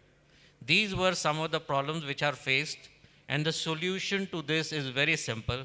First of all, whomsoever is taking the lead in the project has to sit down, put their brains together and decide what is the start point, what is to be achieved, be it with the private sector or be it from the public sector. Thereafter, once the gaps have been identified, then employ or approach credible organizations who have got a proven record of delivery and bring them on board and decide the course of action, including timelines, accountability, and who is to deliver what. Next issue is to go in for good communication, where each of the stakeholder is allowed to communicate his or her problems so that a collective decisions can be taken. Fourthly, we have to refer to some policy experts, maybe the government of India body, they can also come on board, especially when it comes to joint ventures involving ammunition. Then representatives of the DGQA are to be employed ab initio. Now, when you have all these stakeholders on board, logistics people, like somebody told, they found it difficult to get legacy ammunition certificate. Now, had there been a supply chain manager expert in that, who could have foreseen and walked the steps, probably that issue may not have arrived. I have heard so much about DGQA. DGQA, I want to say, is the most important crutch in your arsenal. Because if you involve the DGQA ab initio, your capacity verification and capacity assessment is done quite early. You are able to take the various qualitative parameters of all your assemblies, sub-assemblies, and incorporate them right from the beginning. This reduces your cost of rejection at a later stage. For example, in case of manufacturing of ammunition, it all starts with a small pellet, which is the size of a paracetamol tablet of brass, which is pounded, annealed, drawn, and then finally comes out as a cartridge case. Now, in case your quality assurance is in place, ab initio, then the rejection rate of your lots will be very low. In case you do not apply quality assurance right from the beginning, at each stage when each sub-assembly or a component is manufactured and you make a final bullet. I'm just giving an example because I've seen the ordnance factory at Pune. If you do not check or ensure quality at each stage, you will land up with a bullet which will not be firing onto the target. The first people who will be carrying out quality assessment is the factory where ammunition is being made. Kirki factory, if I have let out something. If they pass for some reason and the user carries out his own proof testing, in that case, if a deviation is detected, then the whole lot of ammunition will be rejected.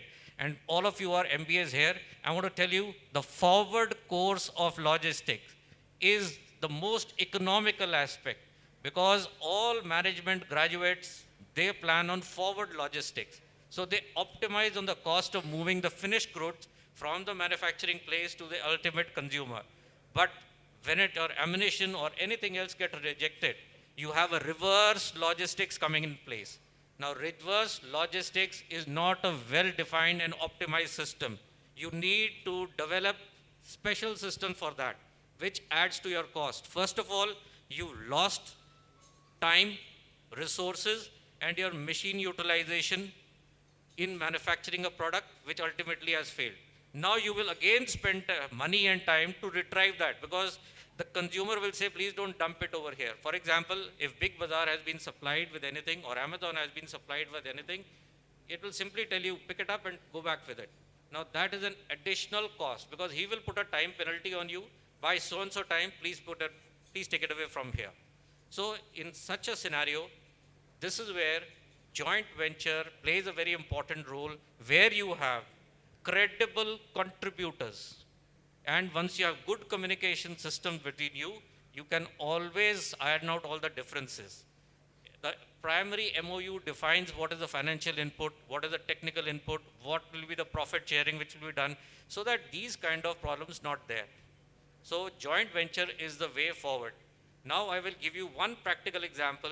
Sitting here for the past 3 hours, which I have been listening, 3 speakers have spoken about skill deficiency of ammunition manufacturing. The major ammunition manufacturers in India are the Munitions India Limited. Now private sector players are also coming in. One of the things which everybody said, that they don't have skilled manpower to manufacture this ammunition. I am now giving a proposal. I intend starting a joint venture where I will propose to the Directorate General of Resettlement to conduct a 3-month course for retiring officers, junior commissioned officers, and other ranks of the Indian Army. Later on, it can be extended to the Agniveers who can come.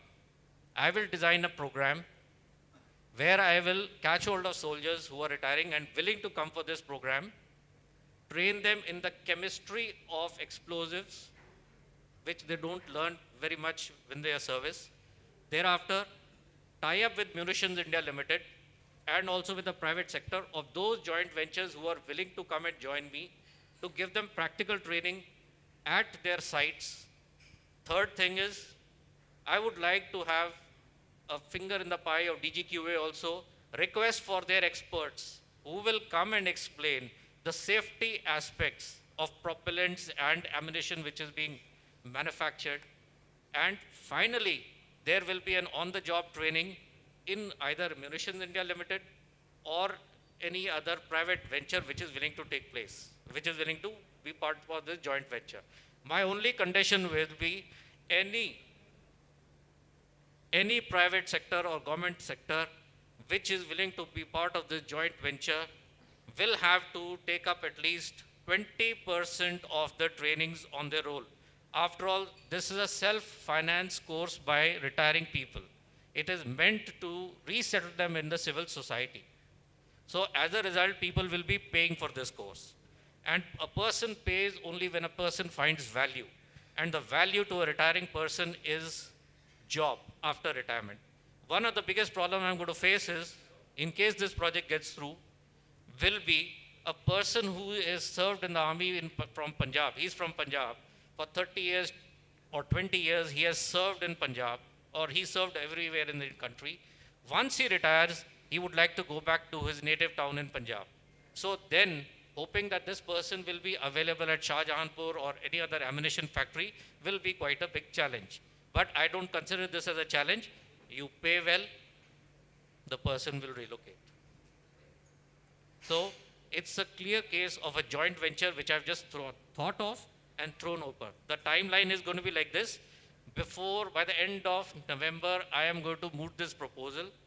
After, if I get any response from you, make a proposal. I'll be the overall project leader. Ammunition manufacturing party will be, or companies will be the people who will be providing me their resources in terms of training these people. And finally, about 20% of the people are going to be absorbed by them. I'll approach Delhi University for conducting this course, and this proposal will be mooted to the Directorate General of Resettlement. It will be given a green or a red signal by 31st March and next year, that is, and this project will be finished, it will be executed in the next financial year. Thank you. Thank you, Harpreet. Very nice initiative. And only small piece of suggestion that ensure that what is required in market and what you are training, there should not be gap, because the biggest challenge which we are not talking is, if you get a transfer of technology option and technology really coming to you, are you ready to accept it? Do we have resources? Do we have infrastructural, all projects available to you? Resources in terms of infrastructure as well as HR, both should be ready. And for that, skill development is the only key. Now, fourth generation, fifth generation aircraft we are talking. So are we ready? Do we have such a team to take on such challenges? Because people will come, they will come for joint venture. But they are only working, you are just observing. It is not possible to actually learn from them. Basic objective of any transfer of technology or JV is that we are trying to pick up final details from them and innovate our own ideas for our ecosystem. That is the basic objective. If we are not able to achieve that, then definitely whole process has gone, means it is a failure to apply. The important aspect is skill development. How we are addressing this, we need to be very, very focused as far as such environment is there to be in future, and we have to see, basically our objective is to fight against two fronts. If two fronts operations are not possible, then we are lacking in our preparedness. Now, having learned so many things from our panel, a few points I will just put across. Everybody is in a favor of investment in R&D, because if required financial support is not there, how a startup will come in the field?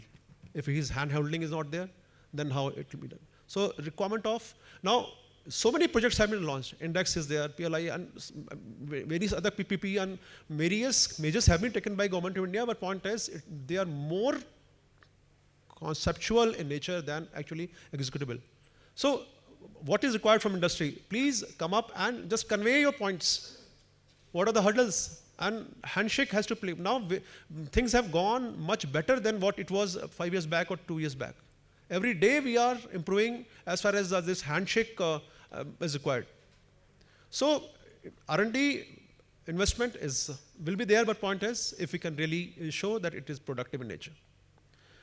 Then strengthen industry academia bonding. Point is like IITs and other educational institutions, they are working a lot on drones and aerodynamics of the various aeronautical components. So if we are sharing platform with them, all the armed forces, they are required to interact with academia as well as industry both, so that the new thoughts or innovations, we are welcoming them. We are allowing them to come ahead.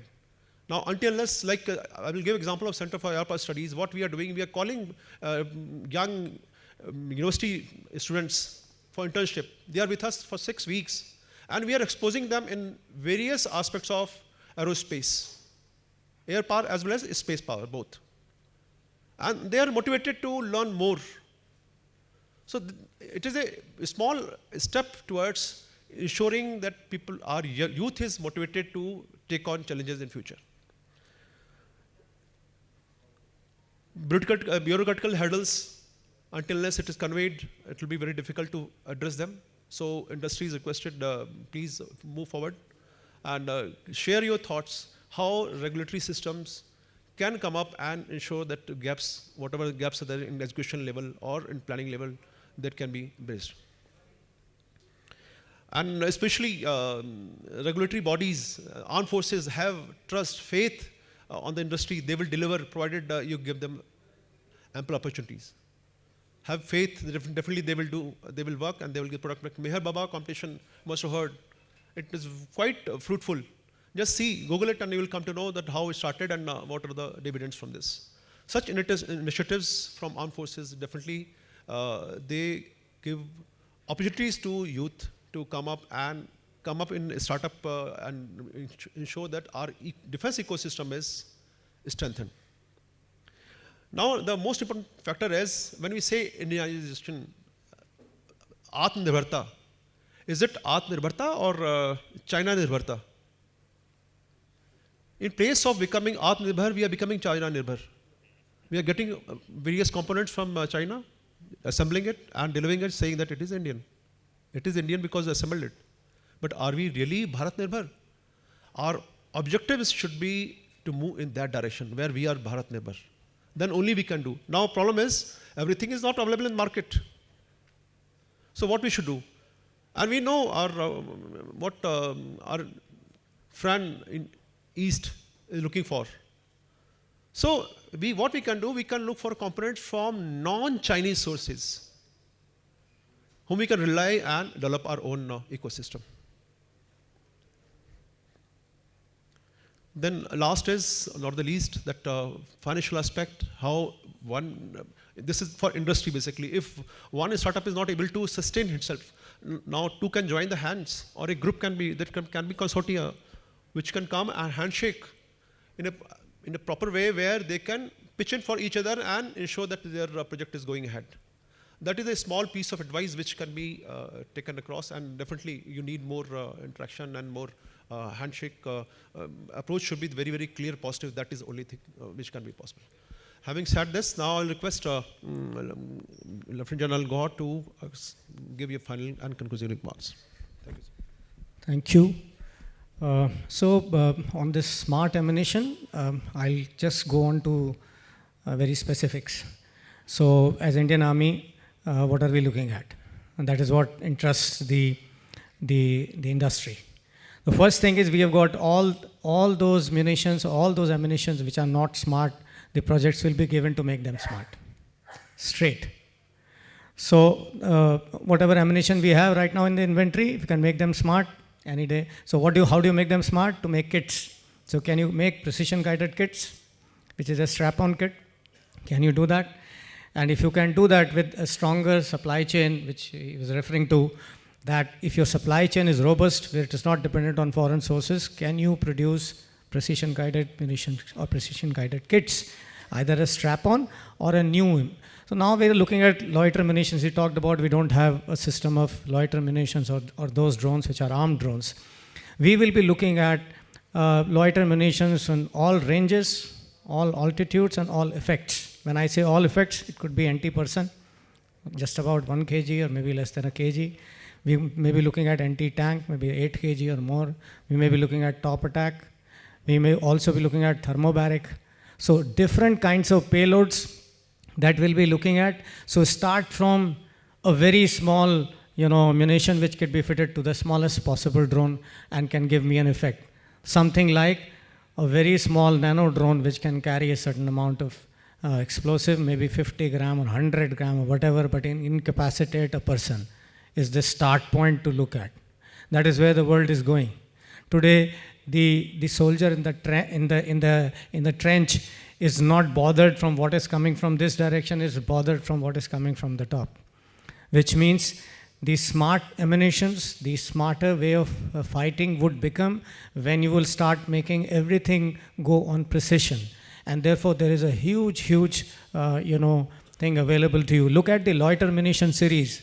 Look at some of the countries like Ukraine, which have developed this entire range of loiter ammunitions, which is specific to all kinds of loiters. So this is an area where you can work on. Today we have got 42 industries in India who've been given the license for explosives. And how many of them are actually producing right now? Only 10 of them.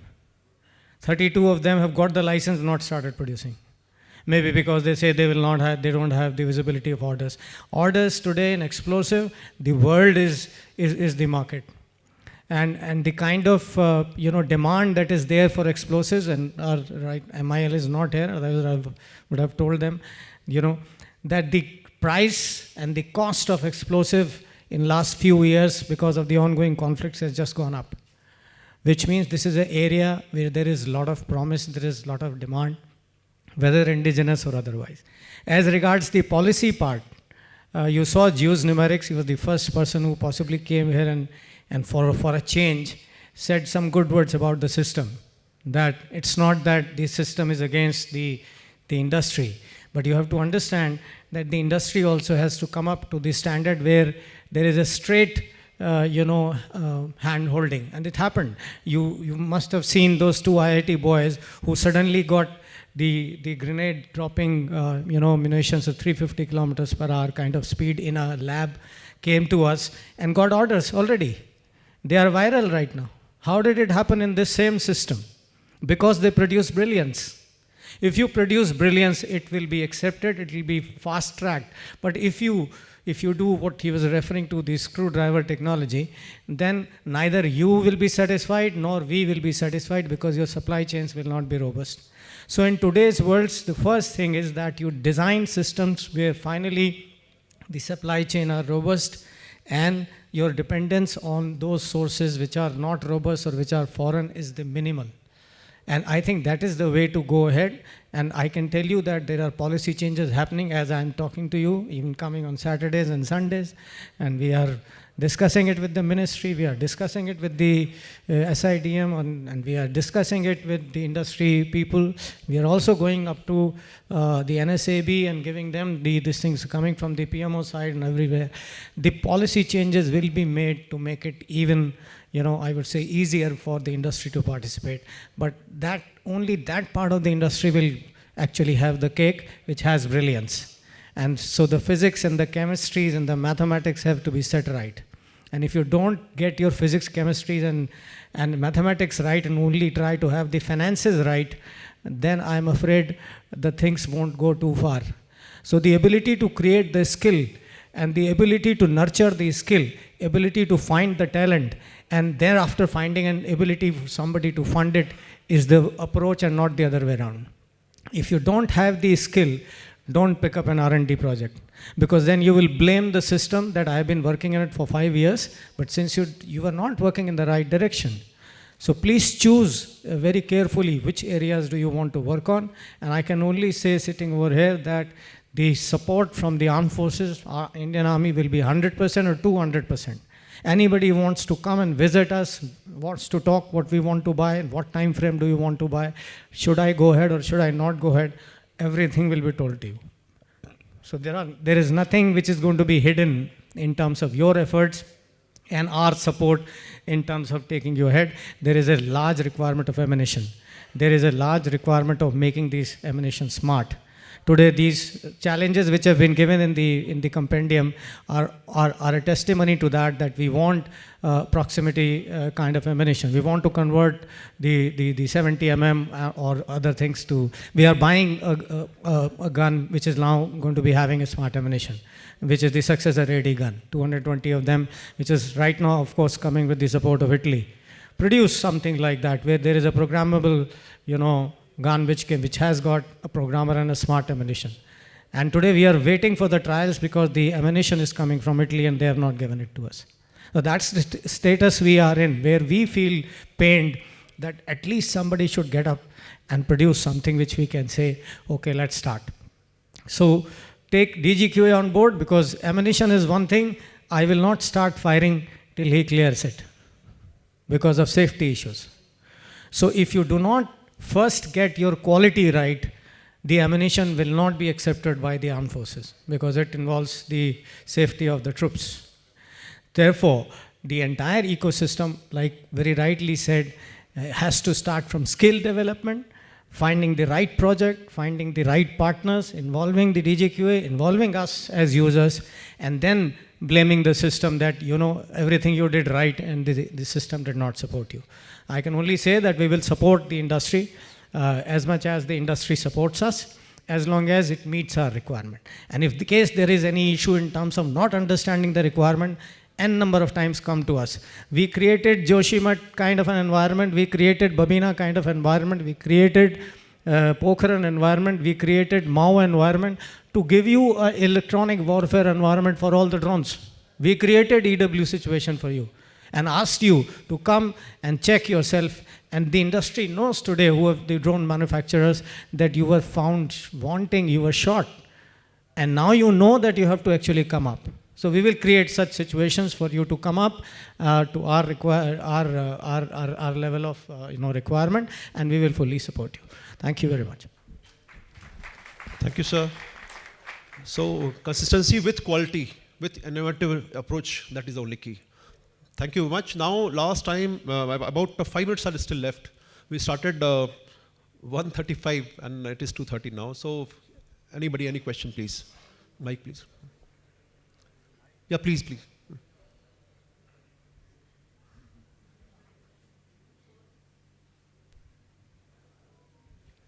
Sir, I'm Dr. Jagdish Shivhare, professor and ex-scientist ISRO. Sir, my question, what are the limitations and potential failure points of smart ammunition for air defense systems in terms of accuracy, range, and effectiveness?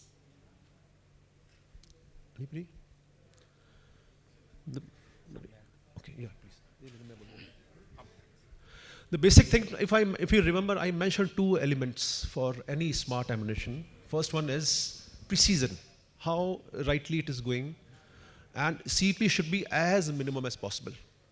That is one. Number 2 is that, as I mentioned, why smartness is basically you are able to reprogram, or direction changes can be given. Any parameter you want to change, that is feasible. That should be available with the ammunition system. Otherwise, that smartness element is missing. But then it is as good as a dumb system. The third one is, once precision is high, definitely success rate will be always high. And overall cost for the battlefield will reduce. But it may be the particular shell will be costly because you are adding so many processors and systems. Hope I have replied to your answer. Anybody else, please?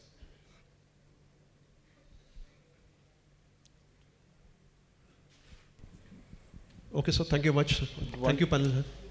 Thank you so much, sir. Thank you, the chair for the session, Lieutenant General Vineet Gaur.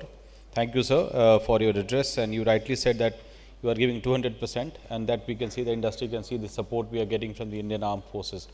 And obviously the industry is flourishing because of the support of the armed forces. Thank you so much, sir.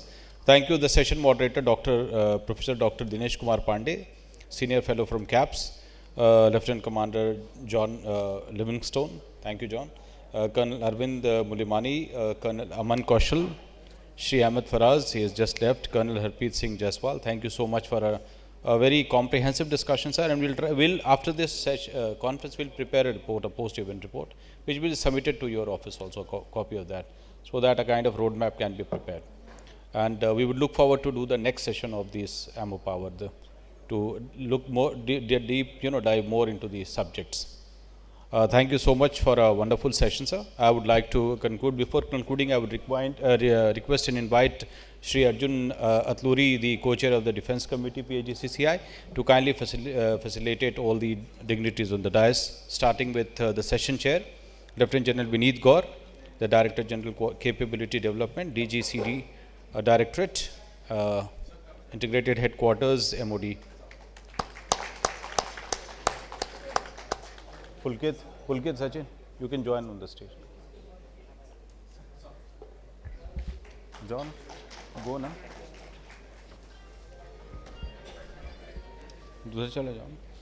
Pulkit this. I would request Arjun to facilitate Professor Dr. Dinesh Kumar Pandey.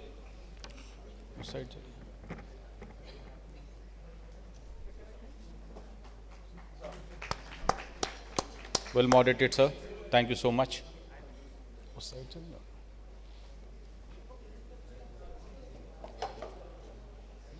Colonel Arvind Mulimani, the Vice President Projects, Air Defence. Arjun facilitating his own counterpart from the company. Colonel Aman Kaushal, the GM Marketing Web Technologies. Colonel Aman Kaushal. Thank you, Colonel Kaushal. Shri Ahmed Faraz, I think, has a meeting in the MOD, so he has requested to leave.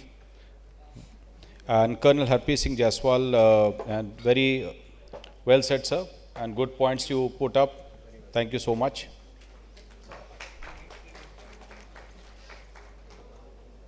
Thank you, sir.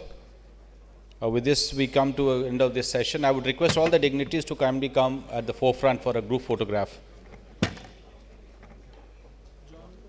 John, sorry, I forgot John. John, my apologies.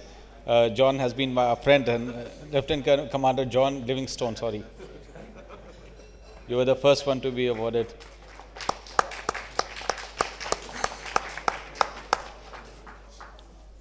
A group photograph, please.